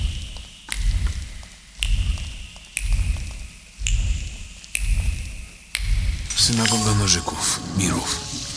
Амулет. Цилиндрический медальон скрывает защитные чары на иврите. Слова на амулете источают сожаление, оставленное внутри послания. Это предостережение. Отголоски проклятия голема пахнут темной кабалой и раскаянием. Но я чувствую что-то еще. Метку. Она мне знакома. Это и я ее нашел в руинах, под которым погиб отец. Происхождение голема. Проклятые голема на отца назвал раввин Софер из синагоги Ножиков. Любопытное открытие, особенно учитывая, что они с отцом, как кажется, были приятелями. С другой стороны, стоит ли удивляться, отцу в порче отношений не было равных. Чтобы избавиться от голема, придется наведаться в Миров. Коробка. Обычно ничем не примечательная деревянная коробка. На первый взгляд, коробка пуста, но над нею лежит отчетливая мысль, оставленная не случайно. Послание было бережно вложено разуму опытного тауматурга. Оно гласит: нужно встретиться. Семейные тайны. Подозрительные адресы послания, которые может прочесть только тауматург. Налицо все признаки тайного заговора. Именно об этом говорил Конечкин и Светлана. Нужно во всем разобраться.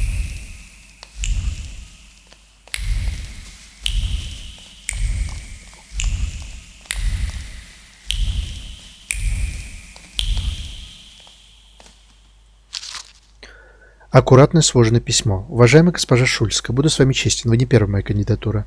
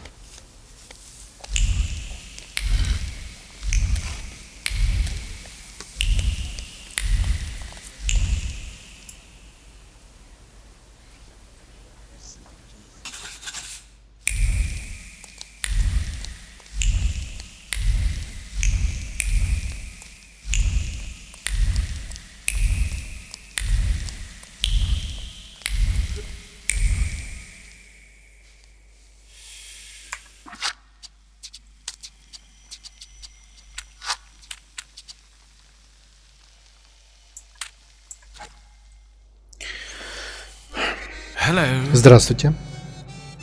You said a month, 2 at most. I believed you. Then came the very first rain, and it was pouring in again. You fixed it, then the next rain. Soaked. I can't sleep because I have to keep emptying buckets. It's leaking just as badly as it was before. But the eyes of God are in every place, and they're watching.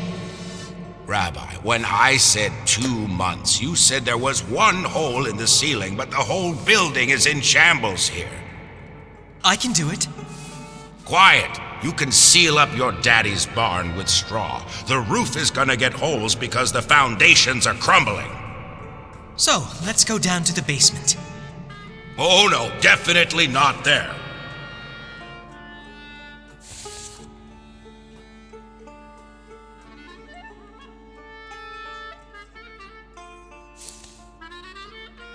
Why do you afflict me so? I know why, because you know I shall bear it. Well, sir, are you just here to listen, or have you got something to say? Am I speaking to Rabbi Sofer? You see, all I gotta do is mention these cellars and his name comes up. Would Hashem let a synagogue be haunted? Hey now, quiet. You're too late, I'm afraid. My name is Feldman. Rabbi Sofer departed this world almost a year ago. Forgive me, I have worldly matters to attend to.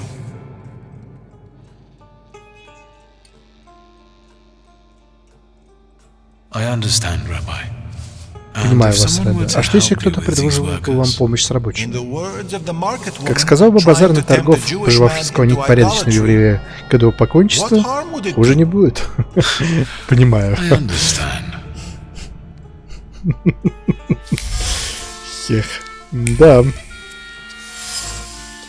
Ведро для дождевой воды. Должно быть, крыша протекает не в одном месте. Зеркальная поверхность отражает мысль чистую и сильную, как льдинки града. Негоже храму Божьему стоять в руинах. Нужно что-то делать, пока не поздно.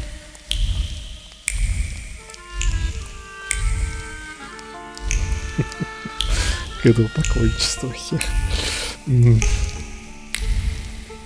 Да уж, мудрость.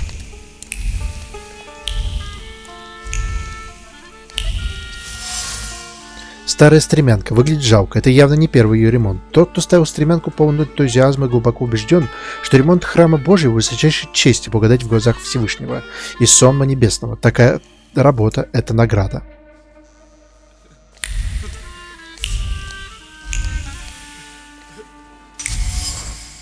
Стена с трещиной. Трещина тянется от пола до самой крыши синагоги, откуда капает вода. В трещине прячется страх небесный при праведной каре, неспосланной на тех, кто ее заслуживает.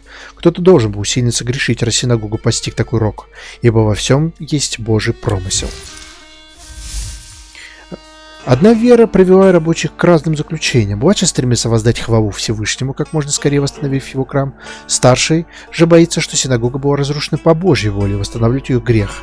Постараюсь сделать так, чтобы нужная мне интерпретация взяла верх.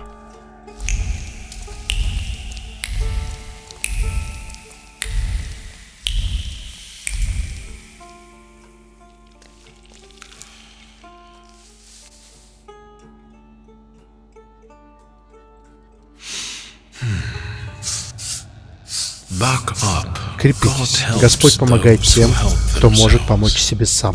Maybe you're right, Rabbi. Maybe Hashem is afflicting us, setting a test for us. You heard the guy talking about sulfur. The old man cursed this place, especially these cellars. So I'll go on my own and show that Hashem protects me against curses in Hashem's domain. On your own. You can see. Только ты сам можешь это сделать. Fine, let's go. Ты вновь нанес мне поражение, Всевышний. Твое испытание не перестает удивлять, но раз такова твоя воля... Похоже, вас ко мне послал Всевышний. Кто вы такой?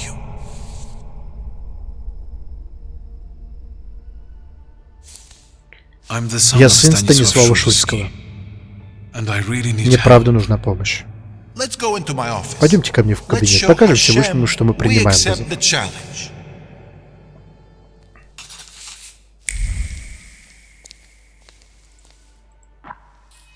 Раввин Фельдман, здравомыслящий человек, очень молод, так что служение не успело ему опостылеть, стараясь помогать людям и делать мир лучше.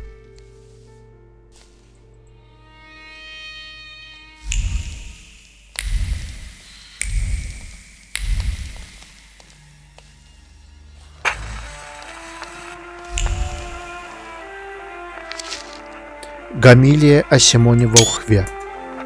Глава 25. Когда ученики Симона без надзора сотворили голема, тот не стал их слушать, а только ходил, где хотел, и делал, что хотел. Когда ученики собрались его уничтожить способом им известным, голем не реагировал, а так и продолжил чинить беспредел. Наконец, посрамленные обратились к ученики к наставнику. Он им сказал: «То, что было сотворено, может быть уничтожено лишь в месте своего рождения». Тогда ученики заманили голема в место, где его сотворили, и обратился он в прах.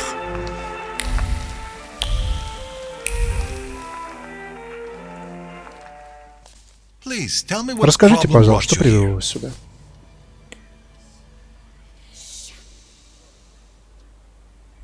Раввин Софер наложил на моего отца проклятие. К несчастью, оно распространилось и на его детей. Проклятие — это серьезное обвинение, знаете ли. С трудом верится, что Софер был на такое способен. Ребе, расскажите мне о големах. Сын Станислава, голем — это часть Каббалы. Вам их изучать не положено. Это ловушка для душ. В легендах говорится, что големов призывают либо ради мести, либо ради защиты. Но добром это никогда не заканчивается. Вы предполагаете, что голема послал Софер? Не знаю. Может, прошлый раввин оставил здесь какие-нибудь вещи. Можно не взглянуть? Да, пожалуйста, все его книги здесь. Я вроде ничего здесь не выбрасывал. Чем-нибудь еще могу вам помочь? Рэб, расскажите мне поподробнее о Софере. Он был принципиален и справедлив, но у него был крутой нрав, как и у этого города, который довелось пережить бунты, провокации, погромы, перенаселения. Но если проклятие наложил именно он, то, сдается мне, он был могущественным тауматургом и каббалистом. Кто может призвать голема? Обычно это зависит от потребности. Раввин-каббалист призывает голема сам, но его об этом может попросить любой правоверный еврей. Согласно легенде, голем — это ужасное наказание по велению небесного правосудия. Но мне кажется, что это противоречит воле Всевышнему. Месть и правосудие — разные вещи. Как остановить голема? Чтобы оживить его, нужно написать на глине, из которых он сделан, 3 символа на иврите, которые складываются в «эмес». Это слово означает «правда». Чтобы остановить чудовище, герои легенд стирали первый символ, оставшись всегда складывать слово «мейс», которое означает «смерть». Но я не знаю, так ли это на самом деле. Рэббе, поможете мне разобраться с кое-какими-нибудь элементами каббалы? Нет, на эту тему я говорить отказываюсь. Боюсь за вашу душу. I'm afraid that I won't find anything more here. Thank you, Rabbi.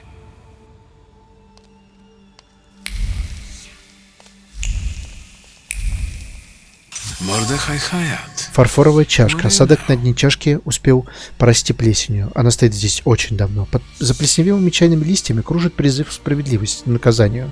Просьба наложить проклятие голема. Станислав Шульский должен познать гнев сынов Амраама и ответить за грехи перед Мордехаем и всей общиной.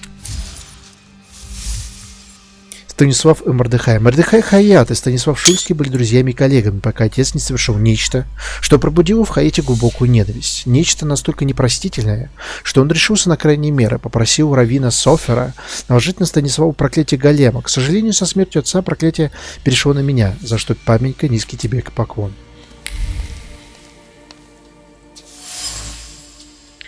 Погрызанное вечное перо. Дорогое вечное перо с погрызанным наконечником. Кто-то относился к материальным благам с глубоким презрением. Слова сошли с уст, но отказались спускаться ниже погрызанного наконечника. Раввин хотел во всем сознаться, раскрыть мотив, стоявший за действиями Станислава, но не сделал этого во имя общего блага. Разборчивый почерк лекаря не назовешь, но от него исходит по-настоящему искренняя забота о товарище. Длинные слова пропитаны нежностью и желанием облегчить страдания друга, особенно человека,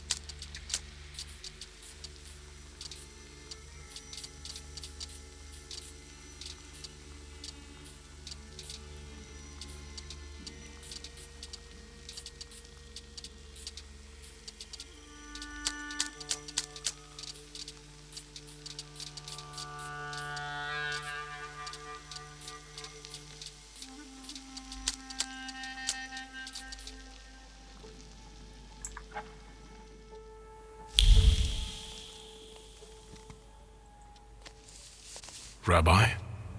I'm listening.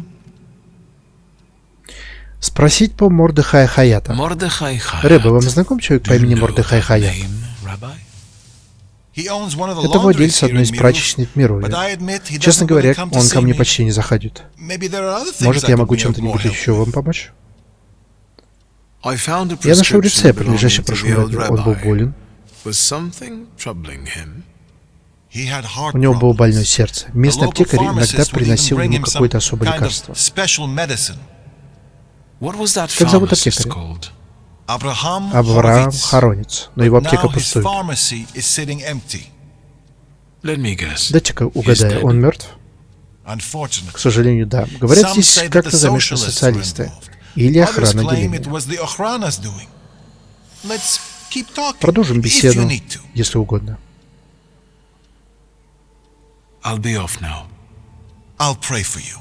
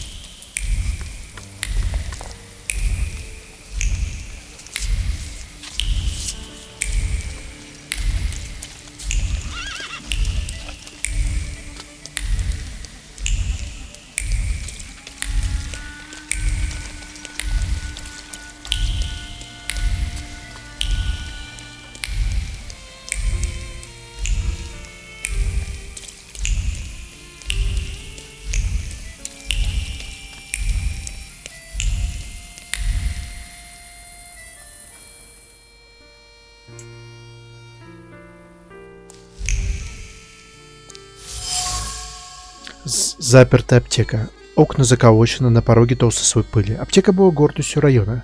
Ключевое слово «была». Нынче старые клиенты разбрелись кто куда, и все бы ничего, да только вместе с ними разбрелись слухи о дурной ауре этого места, навсегда заморавшей его добрую память. Пустая баночная помада. Баночка помады. Видно дно. Была помада, да сплыла. Баночка покрыта словами сухого расчета, нацелена на результат.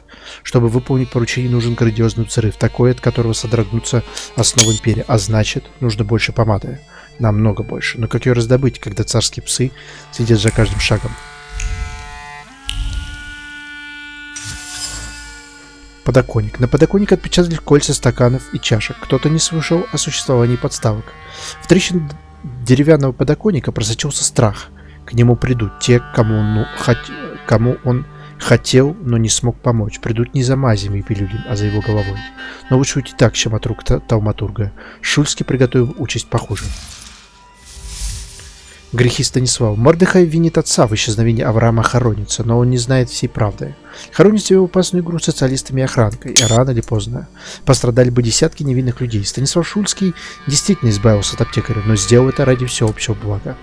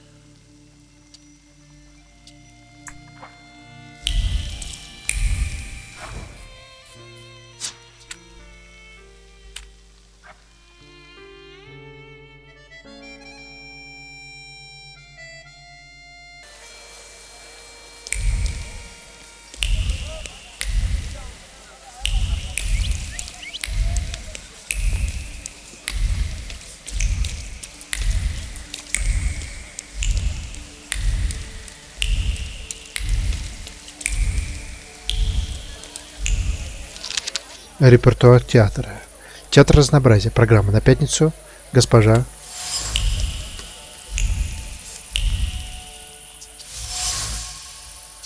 Окурок папиросы. Свернута с большой точностью, даже мастерски. Окурок идеально свернутый папиросы, в свою очередь, завернут в горький, как дешевый табак, мысли, прожженные досадой о предопределенности завтрашнего дня. Уютный дом, элегантный костюм, вещи, которые не купить на скромное жалование агента охранки, вещи, о которых он может лишь мечтать.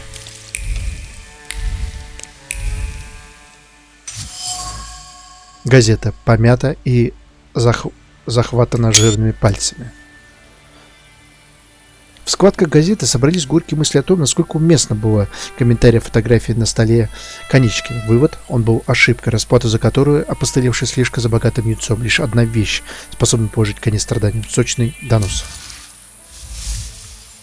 Похоже, Конечкин приказал своим людям за мной следить. Не знаю, принимать я это за комплимент или за оскорбление, но вот господа соглядатые от такого задания явно испытывают лишь омерзение. Они бы с превеликой радостью вернулись к начальнику с пикантными подробностями моей жизни. Возможно, удастся убедить их, что поручение выполнено.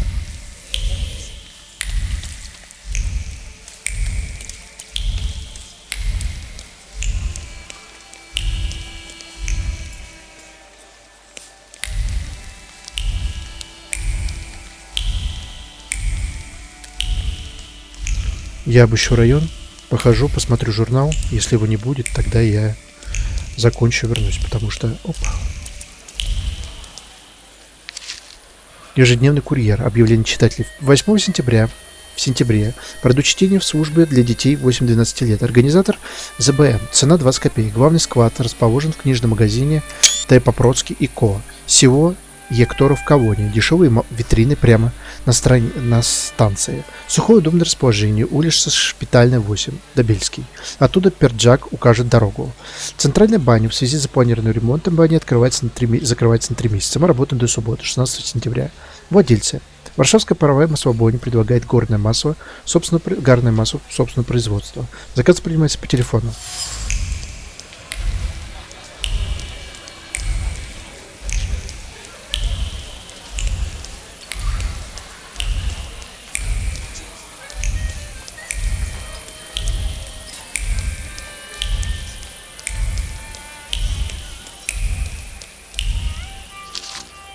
Письмо с заказом. Уважаемый господин Любецкий, хотел бы попросить вас проинспектировать все электрическое оборудование в Гранд-отеле. Крайне важно, чтобы вы успели до церемонии открытия. Пожалуйста, свяжитесь со мной как можно скорее. С глубоким уважением, Джордж Хельбик.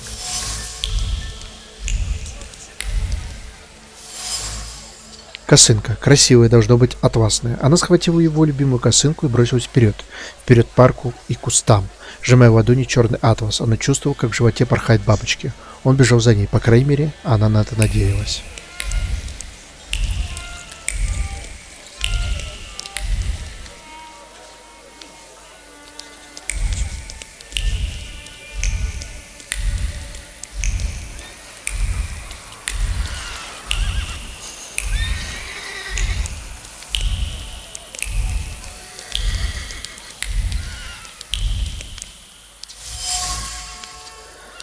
Помада. Из украденной партии или партии это помада. Помада пахнет вожделением. Лицо его словно бы высекли из мрамора. Напомаженные усы элегантно завивались. Он был к ней холоден, почти что равнодушен. Глаза, хотя глаза, его взгляд говорил больше, чем эти слова на свете.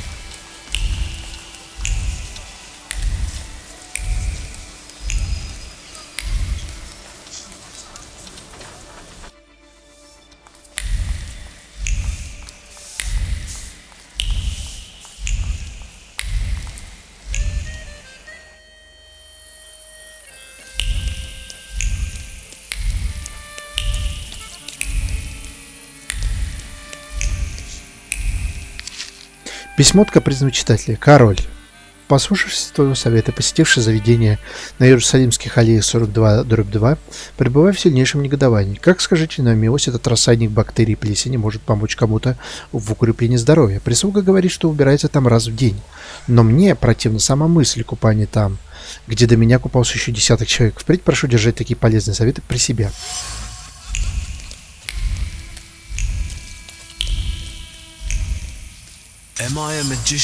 Цветы. Красивые, желтые, почти что золотые цветы. Цветы затянуты легкой пеленой воспоминаний, пропитанных тоской. Он был из Парижа. Он насыпал ее букетами и нашептывал нежности. А потом исчез, оставив пустоту и сладкую дрожь, что охватывает тело всякий раз, когда она смотрит на цветы.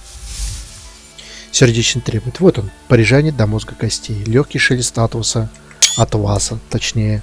Элегантно подкрученные помады усы, строго выраженные выражение лица и страстные глаза, в которых отразились золотые горы и полевые цветы у ног ногу любовницы. Вот как надо жить.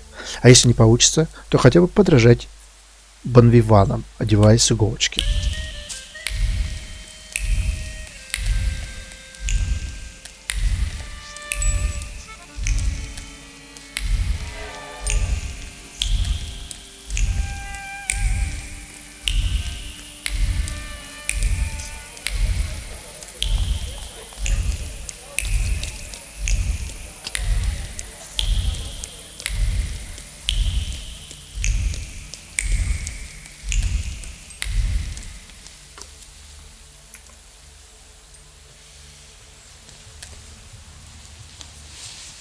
You have a problem, gentlemen? We'll see about that. Do you have any documents? What kind of... The kind that says you can strut around here. This is a fancy neighborhood. Give me your papers. I won't show you anything just because. So, lockup it is. Fine. Get him!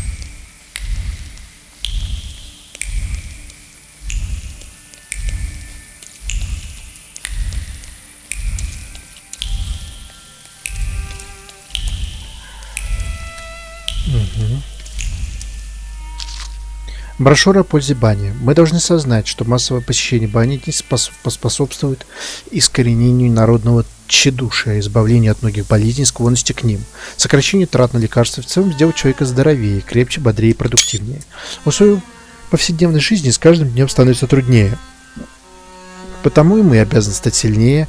А что мы видим вместо этого? Поголовный упадок и тщедушие, излечить нацию, укрепить ее жизнеспособность, придать ей отваге. Вот наша первостепенная задача. Только в здоровом теле живет здоровый дух. А главный залог здоровья – это регулярное посещение бани.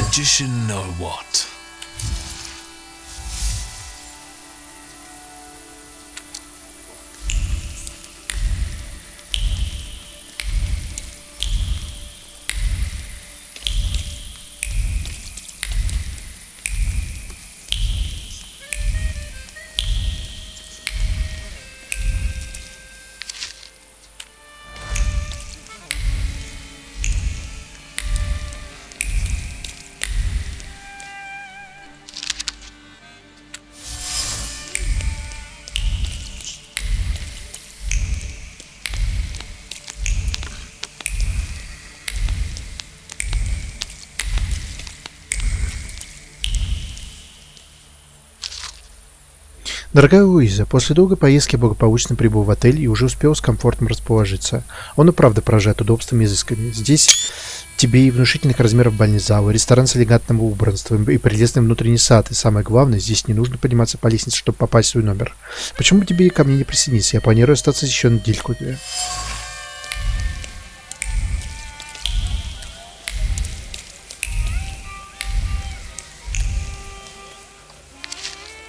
Письмо путешественника. Дорогой Антоний, я продолжаю оставаться в добром здравии. Пускай житье в постоянной дороге постепенно дает о себе знать. Местный влажный и знойный воздух мне уж совсем не вмоготу.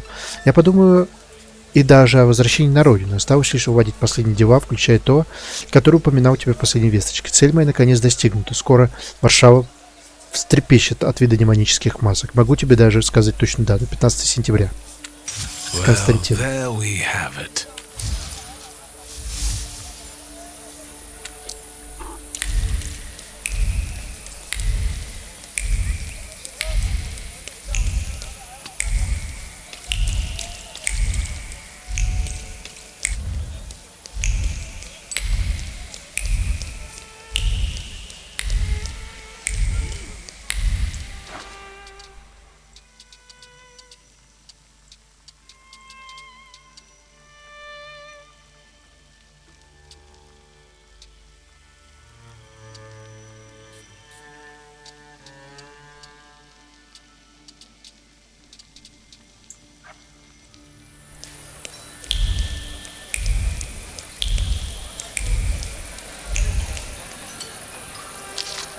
Чертежи архитектора. Письмо. Варшава, 12.03.1901 года. Почтенный господин, спешу подтвердить оговоренный минувшим днем условия, представленный вам проект галереи. Само воплощение элегантности мы принимаем без малейших колебаний. Однако заведение такого порядка, как Гранд-отель, должно сражать гостей на повал. Мы готовы пойти на любые траты. Прошу обдумать идеи господина Левя. Глубочайшим призванием Станислав Рожковский.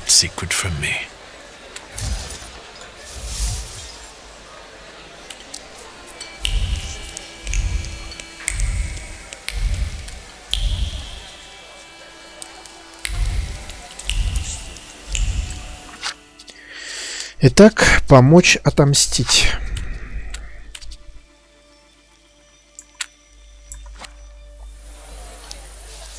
You want to quote me?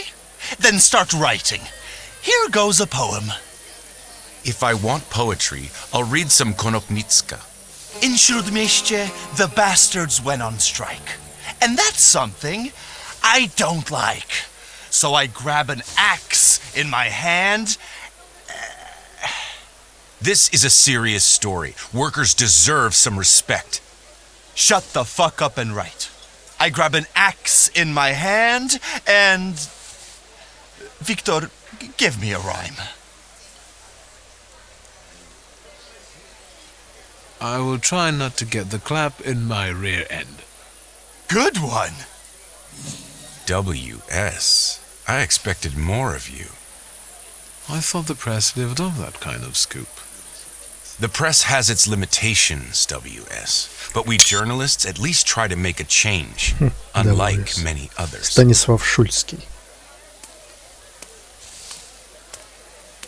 What was that about? Что это было? Don't worry.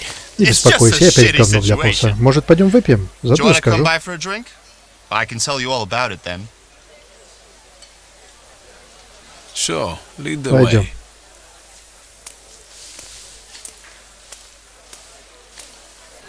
Well, speak. Слушай внимательно.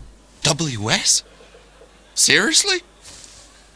How lame is that? Anyway, the sewers in the neighborhood were commissioned by Neumeier, but the workers just dug it all up, and now they're on strike or wandering around. And when I send my shivs after them, more flood in. Do something before I kill them all.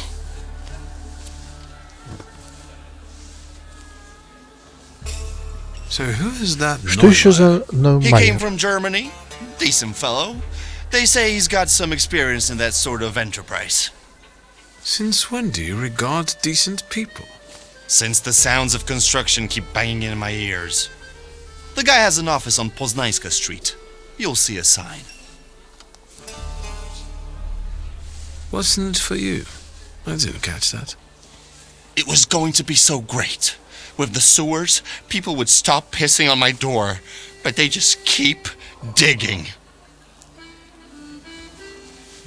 Why are the workers on strike? Neumeier, their employer, fired a few of them, so the guys got pissed and started a riot. Maybe I could talk to them. Be my guest. Those that were fired are hanging out in my bar and drinking. And those who still have jobs, you can find them in the southern part of the district. Follow those trenches they dug. You won't miss them. I'll see what I can do. Good. Whatever makes them go back to work. Whether you do some hocus pocus or send a demon Делай after все, что one of угодно, them. лишь бы они вернулись к I don't работе. mind. How about we come up with some buddy names for us? Great idea. I'll leave it up to you. Man, I won't let you down.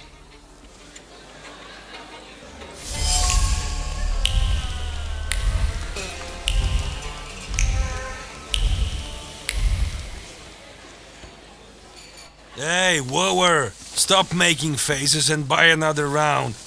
We need to drink to Neumeier breaking his stupid face. And where do I get the dough? Besides, I ain't a wooer. Easy there, or you're going to pop a vein. Let's get some shots to warm us up. Although you've got your lady love for that, right? Go fuck yourself. What do you want? Oi, Janusz, we've got company. Is he buying or just making a fuss?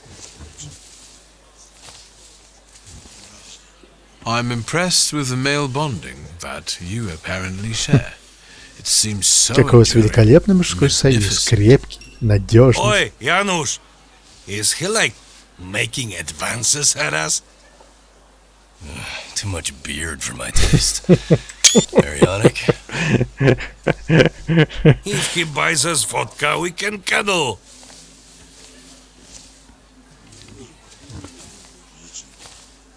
Vodka with working people. Anytime, any place, and with respect. It's on me. In that case, all is fine and dandy, my dear friend. Wait, Manionic, wait, it's too much. I mean, too much manana. What? Who are you? Really?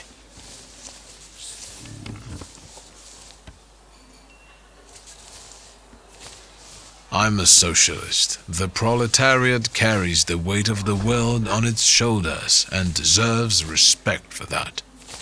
Good man. It's our blood, sweat, and tears building these streets. They're giving us the sack? Yeah. I wonder who's gonna dig these shitholes now. Maybe Neumeier will roll up the sleeves of his fancy get-up and start grubbing around in the mud. What do you care?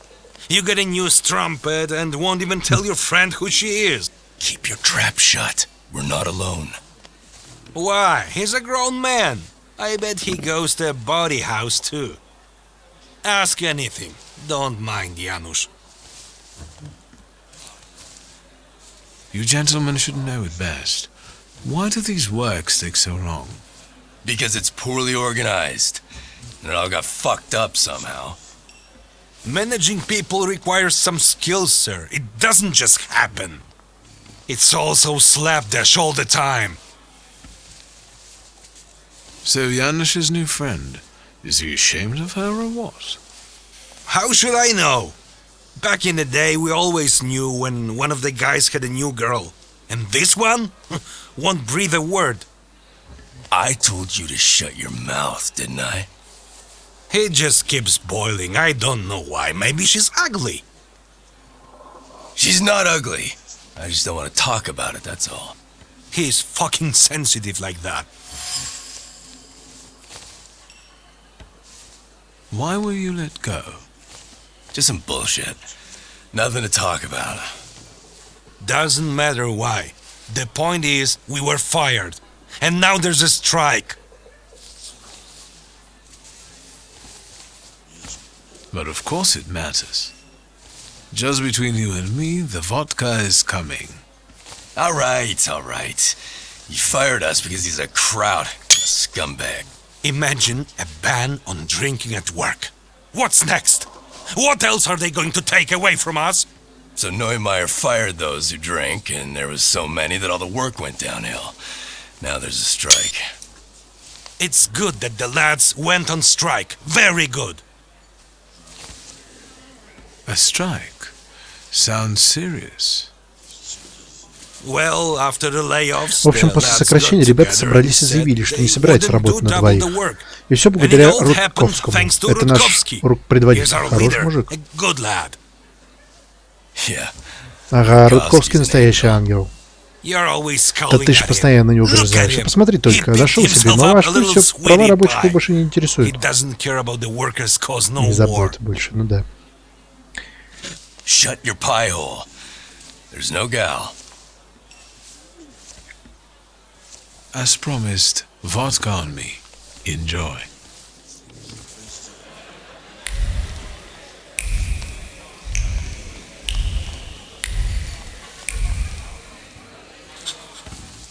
And what is this?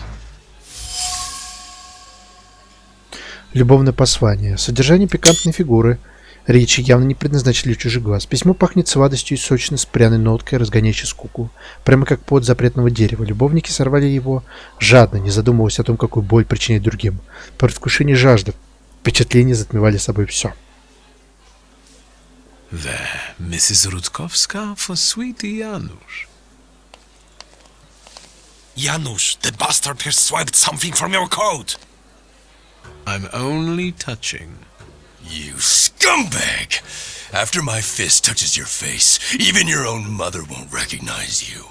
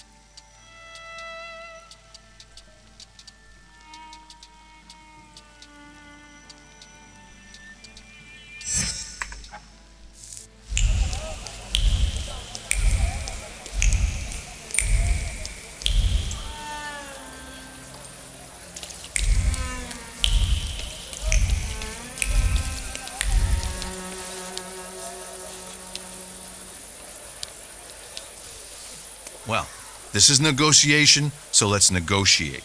You won't finish the job without us. That's the truth. Mr. Neumeier? Nicht jetzt. How many times do I have to tell you? This can't be done. It doesn't work like that. That's not how you do Geschäfte. Listen, sir, we won't give up. Either you can take back the men you fired, or you can say goodbye to the workers you've got left. You can build these sewers yourself, you lousy capitalist asshole. Rude! This is just gutter talk, not negotiations.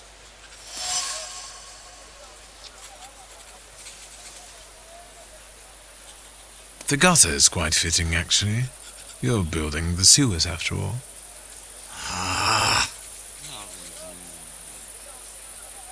It's a joke. Who are you and what do you want?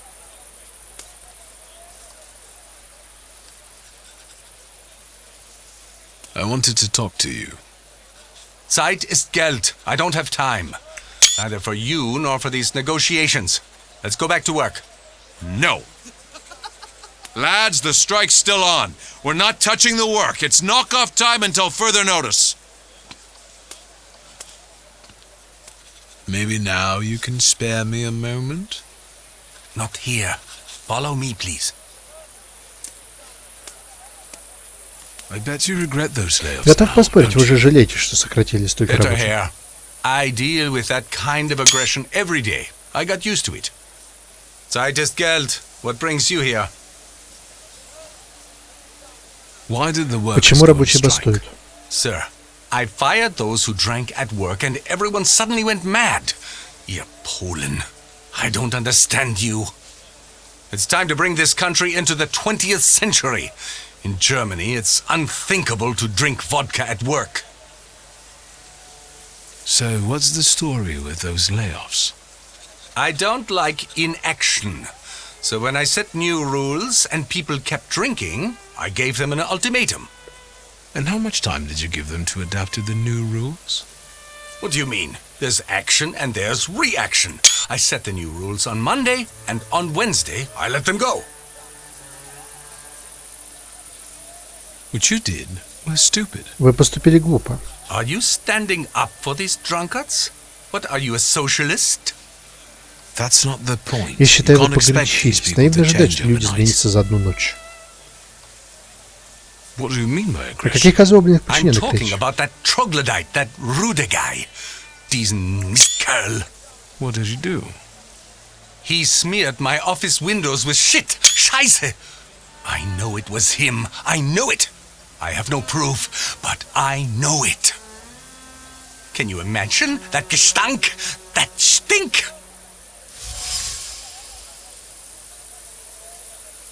I'll get going. I had my reasons, mostly concerning work ethics, but there are always many factors involved. Es ist kompliziert. You know what it's like.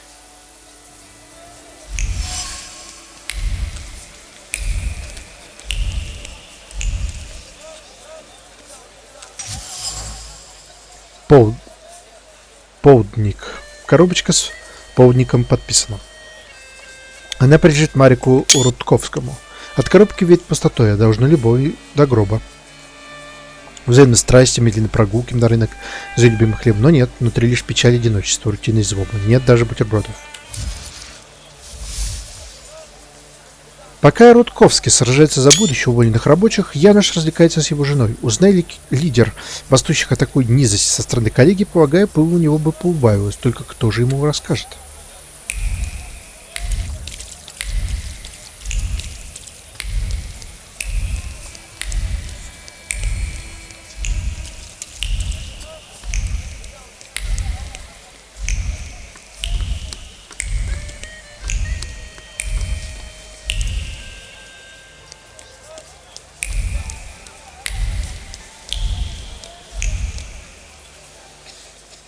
Can I take a moment of your time?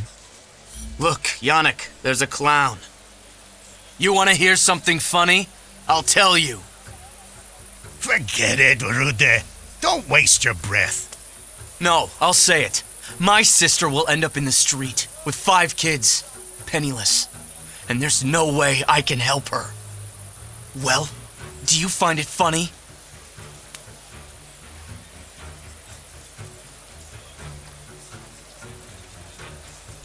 I'm sorry, I didn't know the situation was so serious.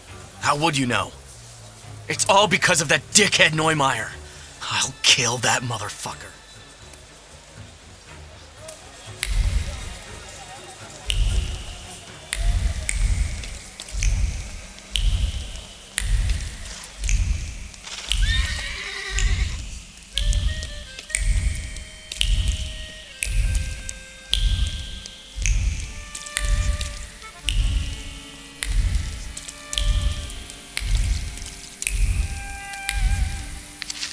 Газетная статья «Забастовка в компании Неумайера». Туча сгущается над предприятием Вольфганга Неумайера. Вслед за рядом изменений господин Неумайер был вынужден уволить половину рабочих. Однако этот жест был встречен протестом со стороны оставшихся. Они отказались выходить на работу, пока их коллег не возьмут обратно. В настоящий момент стороны ведут переговоры, но при этом ни одна из сторон не идет на уступки. Лидеры забастовки тоже выставили у руководства ряд дополнительных требований. Повышение оплаты труда и получасовой обеденный перерыв. Конфликт без сомнений повлияет на жизнь всего города. Он уже привел к остановке строительства канализации, перспективы возобновления работы остаются туманными.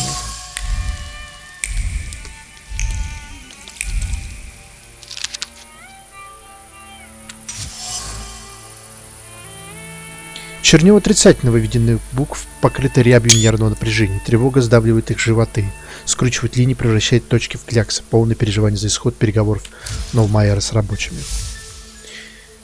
Неумайер отправился на переговоры с бастующими, но что-то подсказывает, он отнюдь не настроен договариваться. Контора до завтра не откроется, что мне, пожалуй, только на руку. Ведро. Да, никакого сомнения. Полное ведро нечистот. Нечистоты, смачно хлюпнув, встречаются с окном. Это за зятя, который без работы теперь только и делает, что пьет. А это за сестру, которая окажется на улице. И за все горе, несправедливость до тяготы, которой Неумайер наслал на простых людей. Дерьмовая месть тоже месть.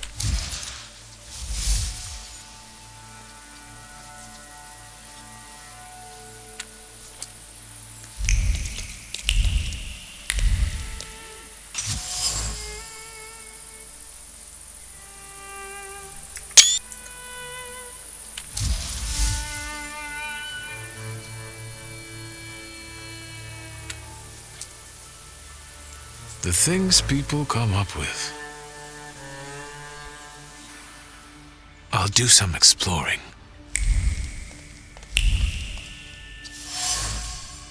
Учетная книга. Колонки цифр раскрывает печальную правду по положению компании. Между графами прибыли и убытков зияет дыра. По страницам разбросаны слова отчаяния и решимости. Он понимает, что без увольнения не обойтись, но не может потерять лицо. Нужен предлог. Пьянство в рабочее время пьяниц никто не любит и жалеть не будет. Телефон. Телефон замаран жирными пальцами, пользуются им часто, а вот протирают только что по большим праздникам. Из аппарата сыплют слова разочарования и безысходности. Они говорят о, казалось бы, уже одобренном займе, которым было отказано, а еще о разбитом надеждах и осознании, что другого шанса не будет. Предложение покупки. Предложение покупки чистокровного ганноверского жеребца с городом именем Буцефалу. Сумма порядочная. Над предложением собрались темные тучи проклятий. Все они горячо и упоенно желают потенциальному покупателю, чтобы тому портки натерли, и чтобы его конь тяпнул в мягкое место. Буцефал не продается.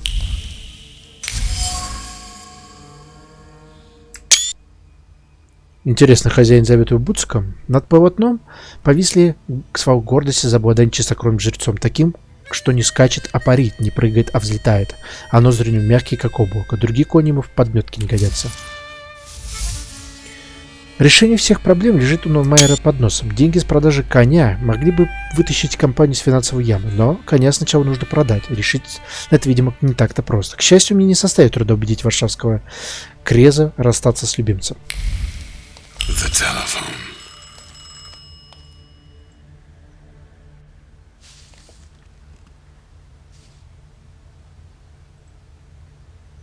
Hello?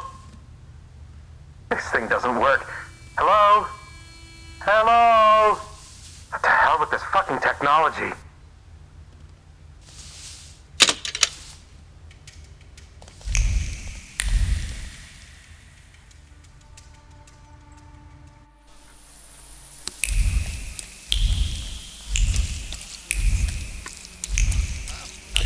Так, нужно достижение глянуть.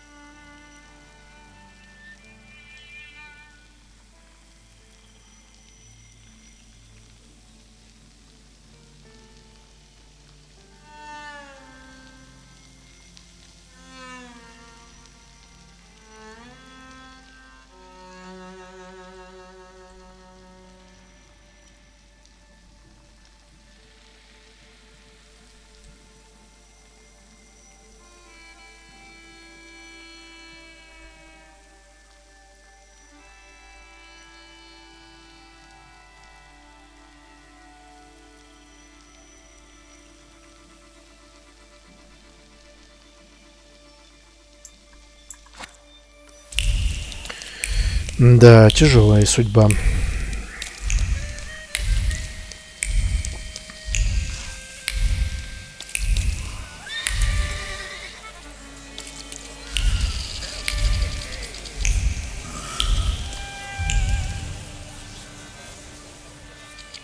So Neumeier never tried to find a solution? German Ordnung stifles the proletariat, you might say? That's what it looks like. And that's what we're saying. I can see I'm not the only one who wants to talk to you. I don't like crowds. I'll come back to you later. Do you have another joke to tell? Not this time. I wanted to talk. Go ahead, ask. I don't have anything to do anyway. Are you friends with Господин Mr. Фейгер, ваш друг? No, but at least he's trying to cover the issue fairly. What the censorship will do with it is another story, though. Do you know anything more Вы about что-нибудь it? знаете еще? Even if I knew, I wouldn't say. I thought that Rudo Мне казалось, was рыжий go прибьет at Neumeier. You would want to smash Neumeier's head too, if you were him. He's a good guy. He just does what everyone else feels.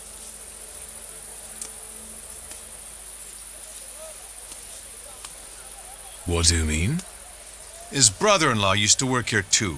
Good lad, but he had an unhealthy relationship with booze, and when he lost his job, he went on a binge. Ruda's sister, De Bruckner, has 5 kids with him. The youngest is 8 months old. Now you understand? We won't start working until the lads go back to work. I wanted to know the story behind those layoffs, from your point of view. The story. The story. Sir, this is all bullshit. That's the whole story. You know that Neumeier banned drinking at work. He mentioned it, but he suggested it wasn't the only reason. Well, there you go. He said it himself. The cat's out of the bag. The drinking wasn't why he fired those people. Then what was it? I don't care. People end up in the streets, families get deprived of their livelihoods, and that bastard plays the angel. I won't have it. None of us will work until all the boys are back. I'm afraid I've got some bad news for you. What is it?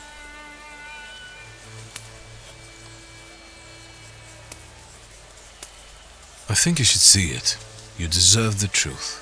I found this letter in Janusz's coat.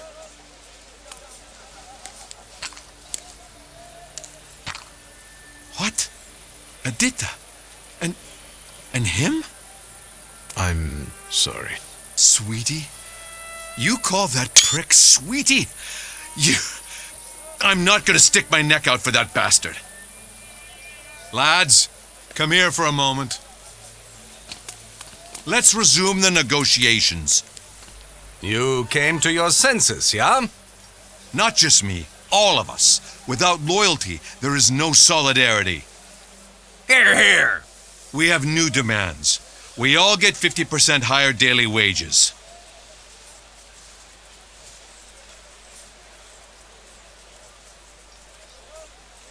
I will take less. Nay, 50 is too much. I can give you 30%. Take it, or I'll hire someone else. All right. Miser. But you will give Ruta's sister a pension. She ended up in the street with 5 kids and needs help. I can do that. She'll get a benefit, but equal to the salary before the raise. Fine. You heard it, boys. Let's get back to work.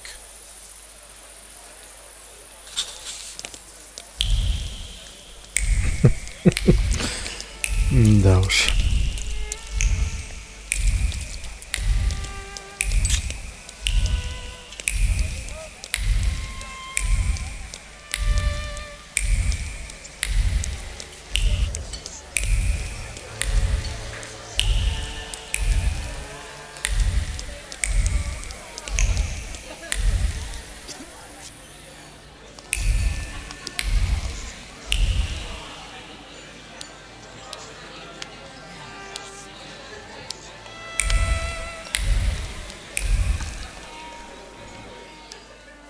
Done. The wheels are in motion. I'm accepting compliments. I could kiss your forehead. How did you manage to do that? It turned out the strike leader's wife cuckolded him with one of the dismissed workers. Are you serious? Who's the smart guy? Janos? Or the other one who would hang around here with him? Doesn't matter. The leader negotiated a raise for the rest of the crew, and they left those dismissed in the dust. The proletariat Casanova could have kept it in his pants. Believe it or not, I've been quite busy myself. Listen to this. Spirit King and Phantom Prince. Or, better yet, Poet and Pilgrim. Get it? You're the poet and I'm the pilgrim because I've traveled a lot? You bet. And fuck that guy with his WS. So see you around, Pilgrim.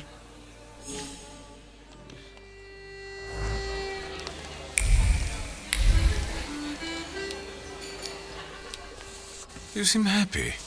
What's going on? Saturday. That's what's going on. I'm pretty sure today's not Saturday. Live your life like every day was Saturday. Pilgrim! How glad I am to see you in my humble abode. New style? Some might like it. I'm sorry, I think I'll... Feel invited.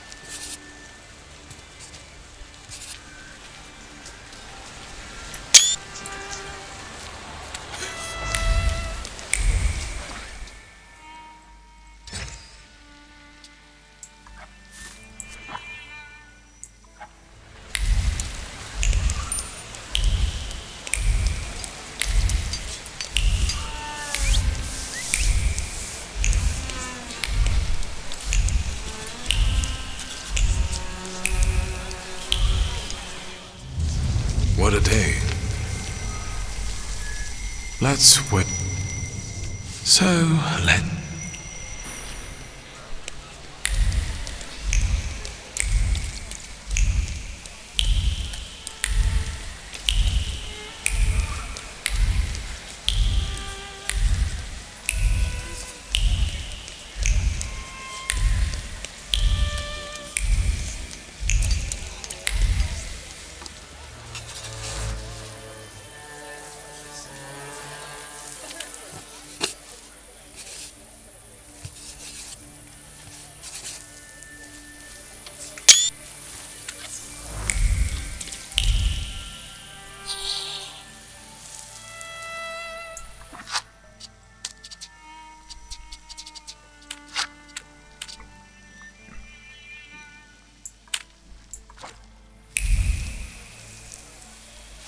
Since we keep following one another around, maybe we should introduce ourselves.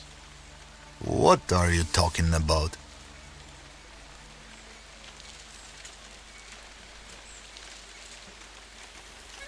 I've got the impression that I've caught you gents' attention. I'm curious why. Don't you know where curiosity like that can get you? It'll cause you nothing but trouble.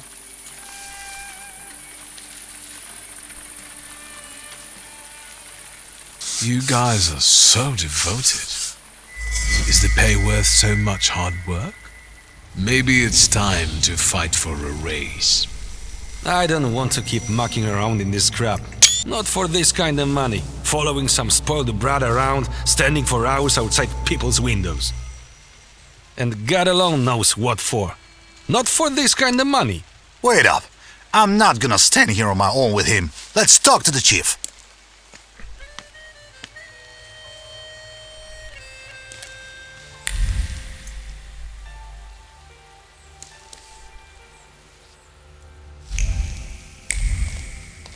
I had no idea about this place.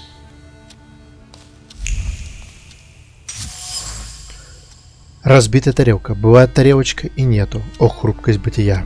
Осколки яростно звенят, беседа шла спокойно до поры, но вспыхнули эмоции, манеры испарились от их жара, и все накрыло запахом табака, разочарование, амбиции. То, что когда-то было одним целым, разбилось на части. Место гордого названия тарелка занял обидный мусор навечно. Загадочный дом. Табак, разочарование, амбиции. Эту метку ни с чем не спутать. Здесь отец встречался со своими загадочными товарищами, и встречи их, похоже, сопровождали горячие споры. Метка раввина. Тепло субботних свечей. Радость и гордость за общину, часть которой он является. Мне знакома эта метка, она принадлежит раввину Соферу. Одним из загадочных товарищей отца был Исаак Софер, чей амулет я нашел дома в кабинете. Коробка печенья. Внутри хаменташи, сухие-присухие. Печенье начинено муками выбора. С одной стороны, брюки ощутимо туговаты в поясе, с другой — сегодня Пурим — повод для радости. А как радоваться без сладкого? Сладость и радость идут рука об руку, а раввин в празднике радоваться должен не только ради себя, но и ради других, хотя бы потому, что это входит в его обязанности. Метка заговорщика. Та же четкость, что и та же преднамеренность. Я встречал эту метку на дне деревянной коробки в отцовском кабинете.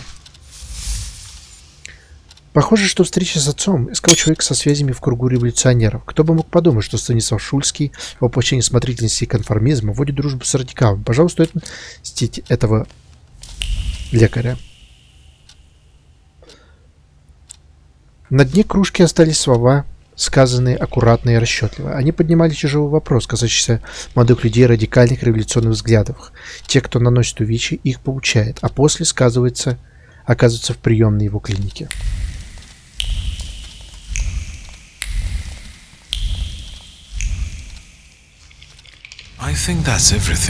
Думаю, на этом пока все. Так что помимо отца был еще двое.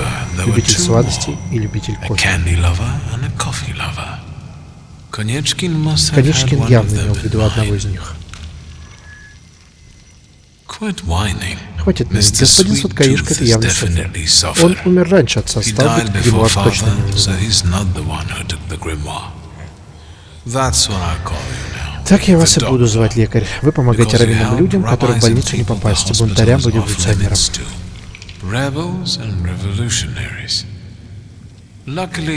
К счастью, я знаю кое-кого, кто подходит под описание. Может, мы это знаем, зачем нужно 3 патрона.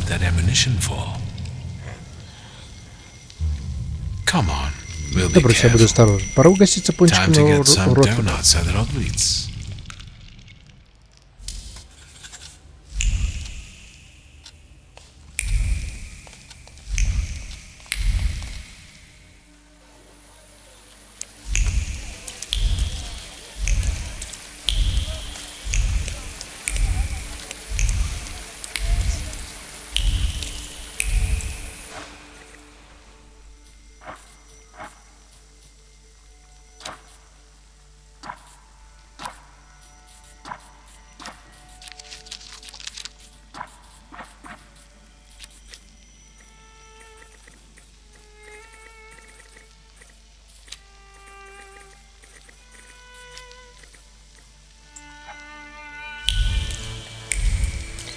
Надо поизучать кое-что. Я пока сделаю передышку, поизучаю все места, ну и, соответственно, потом продолжу сюжетную линию. Продолжение. Все обыскано, все осмотрено. Квеста нет никакого нигде, поэтому разговор. Fagin? WS, it's good that you're here. Did you get my message? Indeed. I need your help. Did someone get upset that you were following him, sniffing after a scandal? No, I've gotten used to that already. This is something bigger. What is it? Have you heard what happened at Vienna Station? No. There was an attack, bloody and brazen. Several dead, all of them civilians, it seems. A new group of fanatics have taken credit for the assassination. They call themselves Lechites. The Russians have put Zhukov himself on the case. I want to write about it. The truth. But I need help. What did I do to earn such trust? I liked how you handled the case of the Krajewskis and Pietya Alexandrovich. There is no one in Warsaw more suitable for what I am about to propose to you. You flatter me. Enough to get you interested in this case? I've never written an article. How can I help? I'll handle the writing. You focus on finding these Lechites. I want to eliminate the possibility of this being a Russian provocation. I'll interview them. What do you make of this? Zhukov, is he that famous investigator? They say he's amazing and very effective. If the Ruskies have got him on this case, it must be the top priority. Anything else? I wouldn't be so sure the censors would allow you to print something like this. I don't write exclusively for state-run newspapers. Have you ever heard anything about Kimichits? I haven't. I only know the character from the book by Sienkiewicz. It's nothing special. This is my pseudonym for a certain underground publication. I'll admit that I am rather well known in patriotic circles as Kimichits. Congratulations. Keep asking. Who died in this attack? That's what's suspicious. Nobody knows. The list of victims has been classified, but I know that they're most likely civilians, random people, Poles. The Lechites fancy themselves patriots, and look what we have here. Anything else? Who are those Lechites? Nobody knows. They've shown up in Warsaw only recently. This is the first attack they've taken credit for. That's why I want to reach out and talk to them. That's enough for me to start with. So you agree? Yes. Maybe I'll reach out to Uncle. Good idea, because you need a pass to access the attack site. They won't just let anyone in. No offense. Do you ever see Wanda? Perhaps I should speak to her. Wonderful. Fine. And when you happen to stumble across a Lechite, don't forget to call me. It's a Śródmieście number, 3490. I'm also leaving you their manifesto. I just want to talk to them and write an honest article about them, in Polish.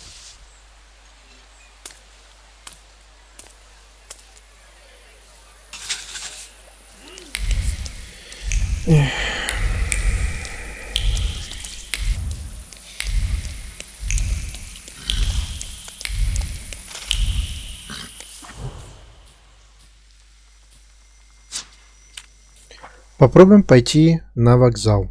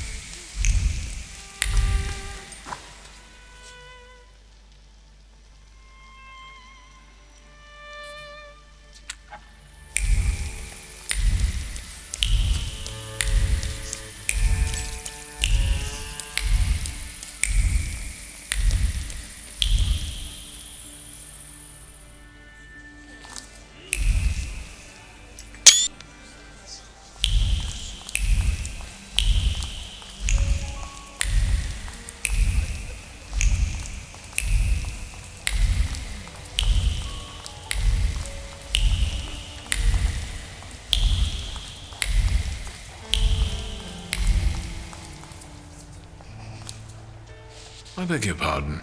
Is this the way to the platform? Нет, no entry. Ты что, не слышал what happened here? My mind, no. What happened? There was an attack. Dead bodies. Входа нет. What attack are you talking about? The Lahite's terrorists. They planted a bomb. Dead bodies went flying all over the station. Входа нет и не будет. Maybe we can work something out. No way! There's an investigation in progress. Detective Zukov himself is supposed to visit here today. No arguing with authority.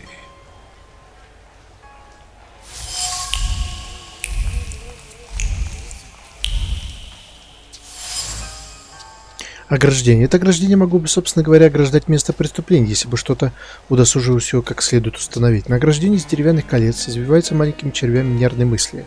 Они ползут туда-сюда, готовят темы для разговора и остроумных выражений к приходу знаменитого гостя. А есть среди них и такие, кто мечтает прославиться.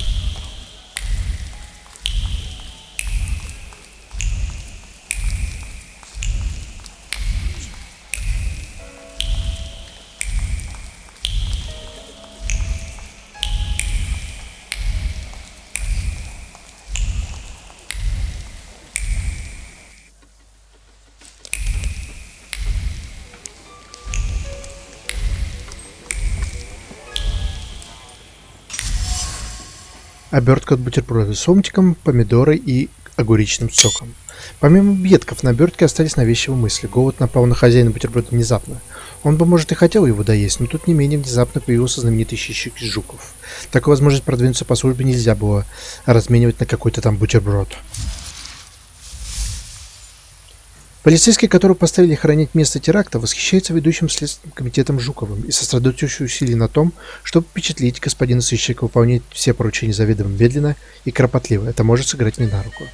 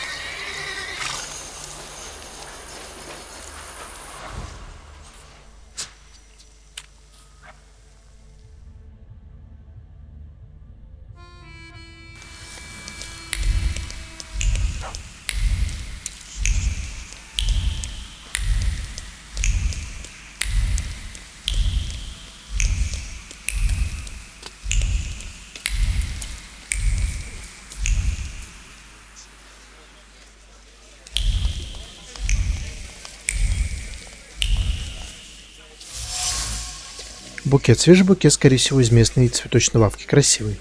Букет пахнет горечью и пеплом. Нежные лепестки поблекли, отравлены необходимым решительностью действий, возмездия, мести. Необходимость отобрать то, что когда-то отобрали у тебя. Чувства, исходящие от букета, обжигают, удушают, опьяняют, пугают, сливается в метку Ванды. Рабочие листовки. Вместе в стачку, вместе в битву. Граждане рабочие. Коллектив трудящих не должен мириться с жестокостью царизма и прихотями.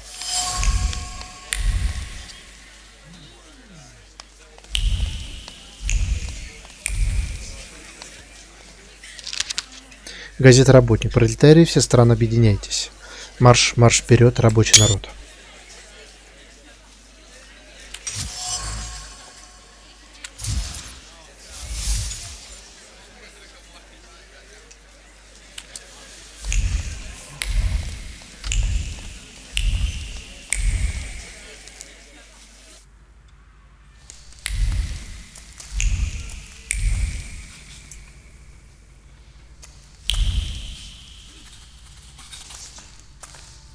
Tell me what brings you here. Я ищу одного человека. Он лекарь в Талмату. И то помогает людям, скажем так, с радикальными взглядами. Who do you mean? Us?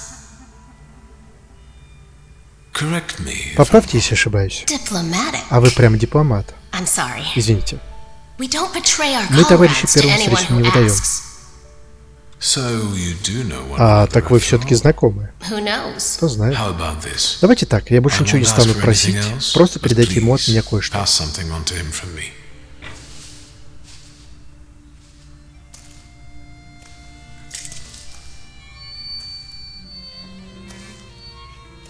Are you praying to an onion? Hush. What should I pass on to this doctor?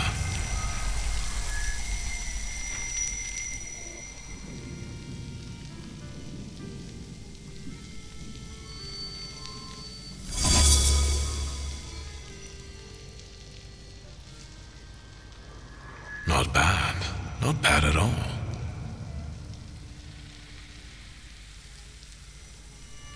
Adulthood is like an onion. The more you try to separate it out into its basic parts, the worse it stings and makes you want to cry. Done. What can you make out of that? Cough syrup? Just pass it on to him. He'll know. You're peculiar. Anything else? What do you know about the Lehites, the new stars of the revolution? You're asking me because you thought that was your best bet? Yes. Only your insolence saves you now. What do you think about their manifesto? They only did it for recognition. Pathetic, amateurish methods of getting attention. I despise them all. But maybe you can help the lady. Do you know where to find them? Sadly, no. I'm trying to figure it out. Just don't forget to come and tell me. I'll gladly sort them out myself. I'll be off now. If I get an answer from the doctor, I'll let you know. Look after yourself.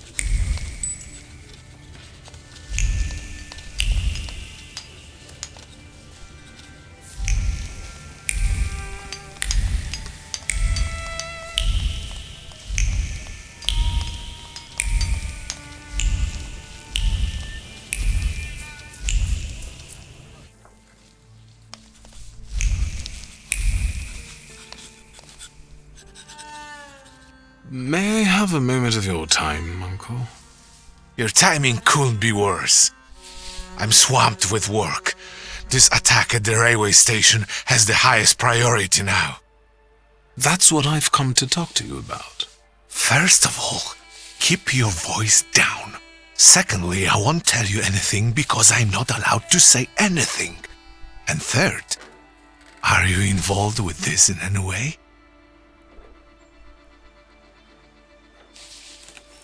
I thought I could help. As a thaumaturge. Unfortunately, I'm not able to help you, dear boy. You've helped enough already. You've helped me, Petya, and the Krajewskis. All I can do now is make a dramatic exit and leave you alone here. With all these papers, passes, and official stamps.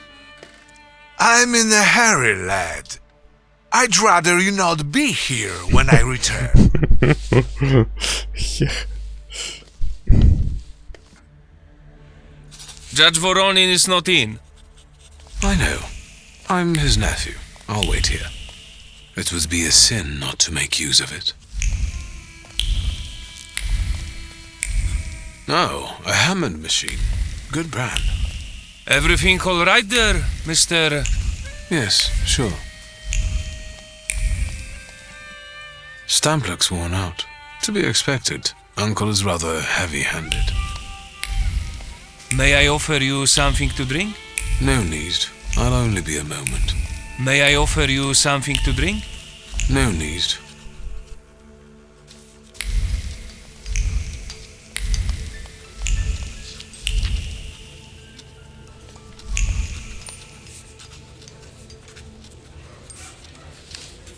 Might I take a moment of your time? Detective Zukov, right? I'm not an idiot. I didn't call you an idiot. I'm trying to stay ahead of the facts. I want to save us both time, which is why I decided to warn you. I'm listening. I'm a thaumaturge. I know. I see the grimoire. I'm envious of your skills. I wish I were able to touch an object and irrefutably claim who it belonged to. You're the relative of a local judge. I can tell by the accent. You and Voronin pronounce certain sounds similarly. I told you, I'm not an idiot. I'm a I know. I think I could help with finding the attackers. I know. Yes, for the love of God. Just don't ask me how I figured it out. I requested a thaumaturge myself, but it will be at least a week before he arrives in Warsaw. So, you're stuck with me. Let's get to the point then. I trust you will share your knowledge with me when you manage to locate the Lekites. Be so kind as to come back to me. Of course. Please tell me, why does this matter concern you?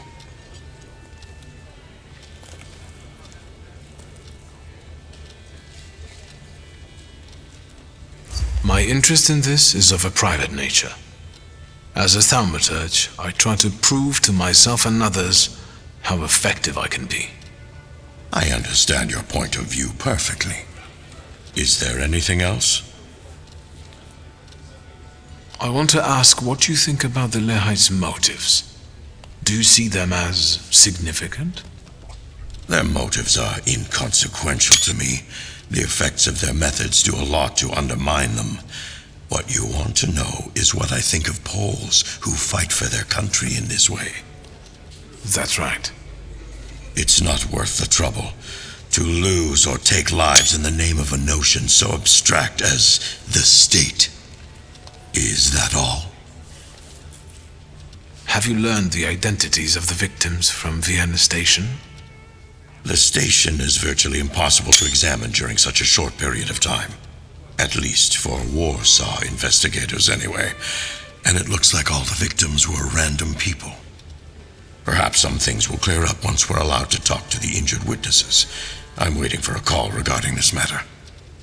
So, there are survivors. I've already said too much. Meeting you was a most interesting experience. Let's do this again when you find the Lekites.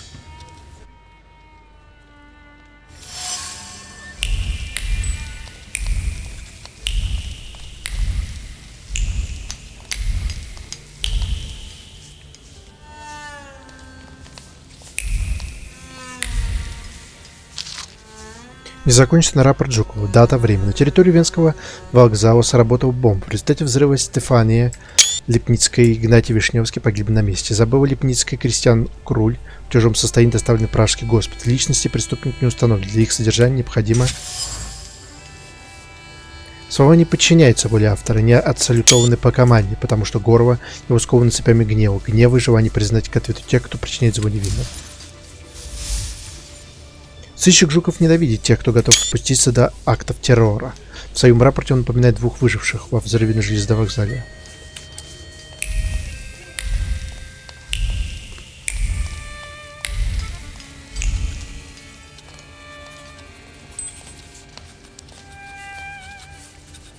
Detective. I'll admit I didn't expect you back so soon. Me?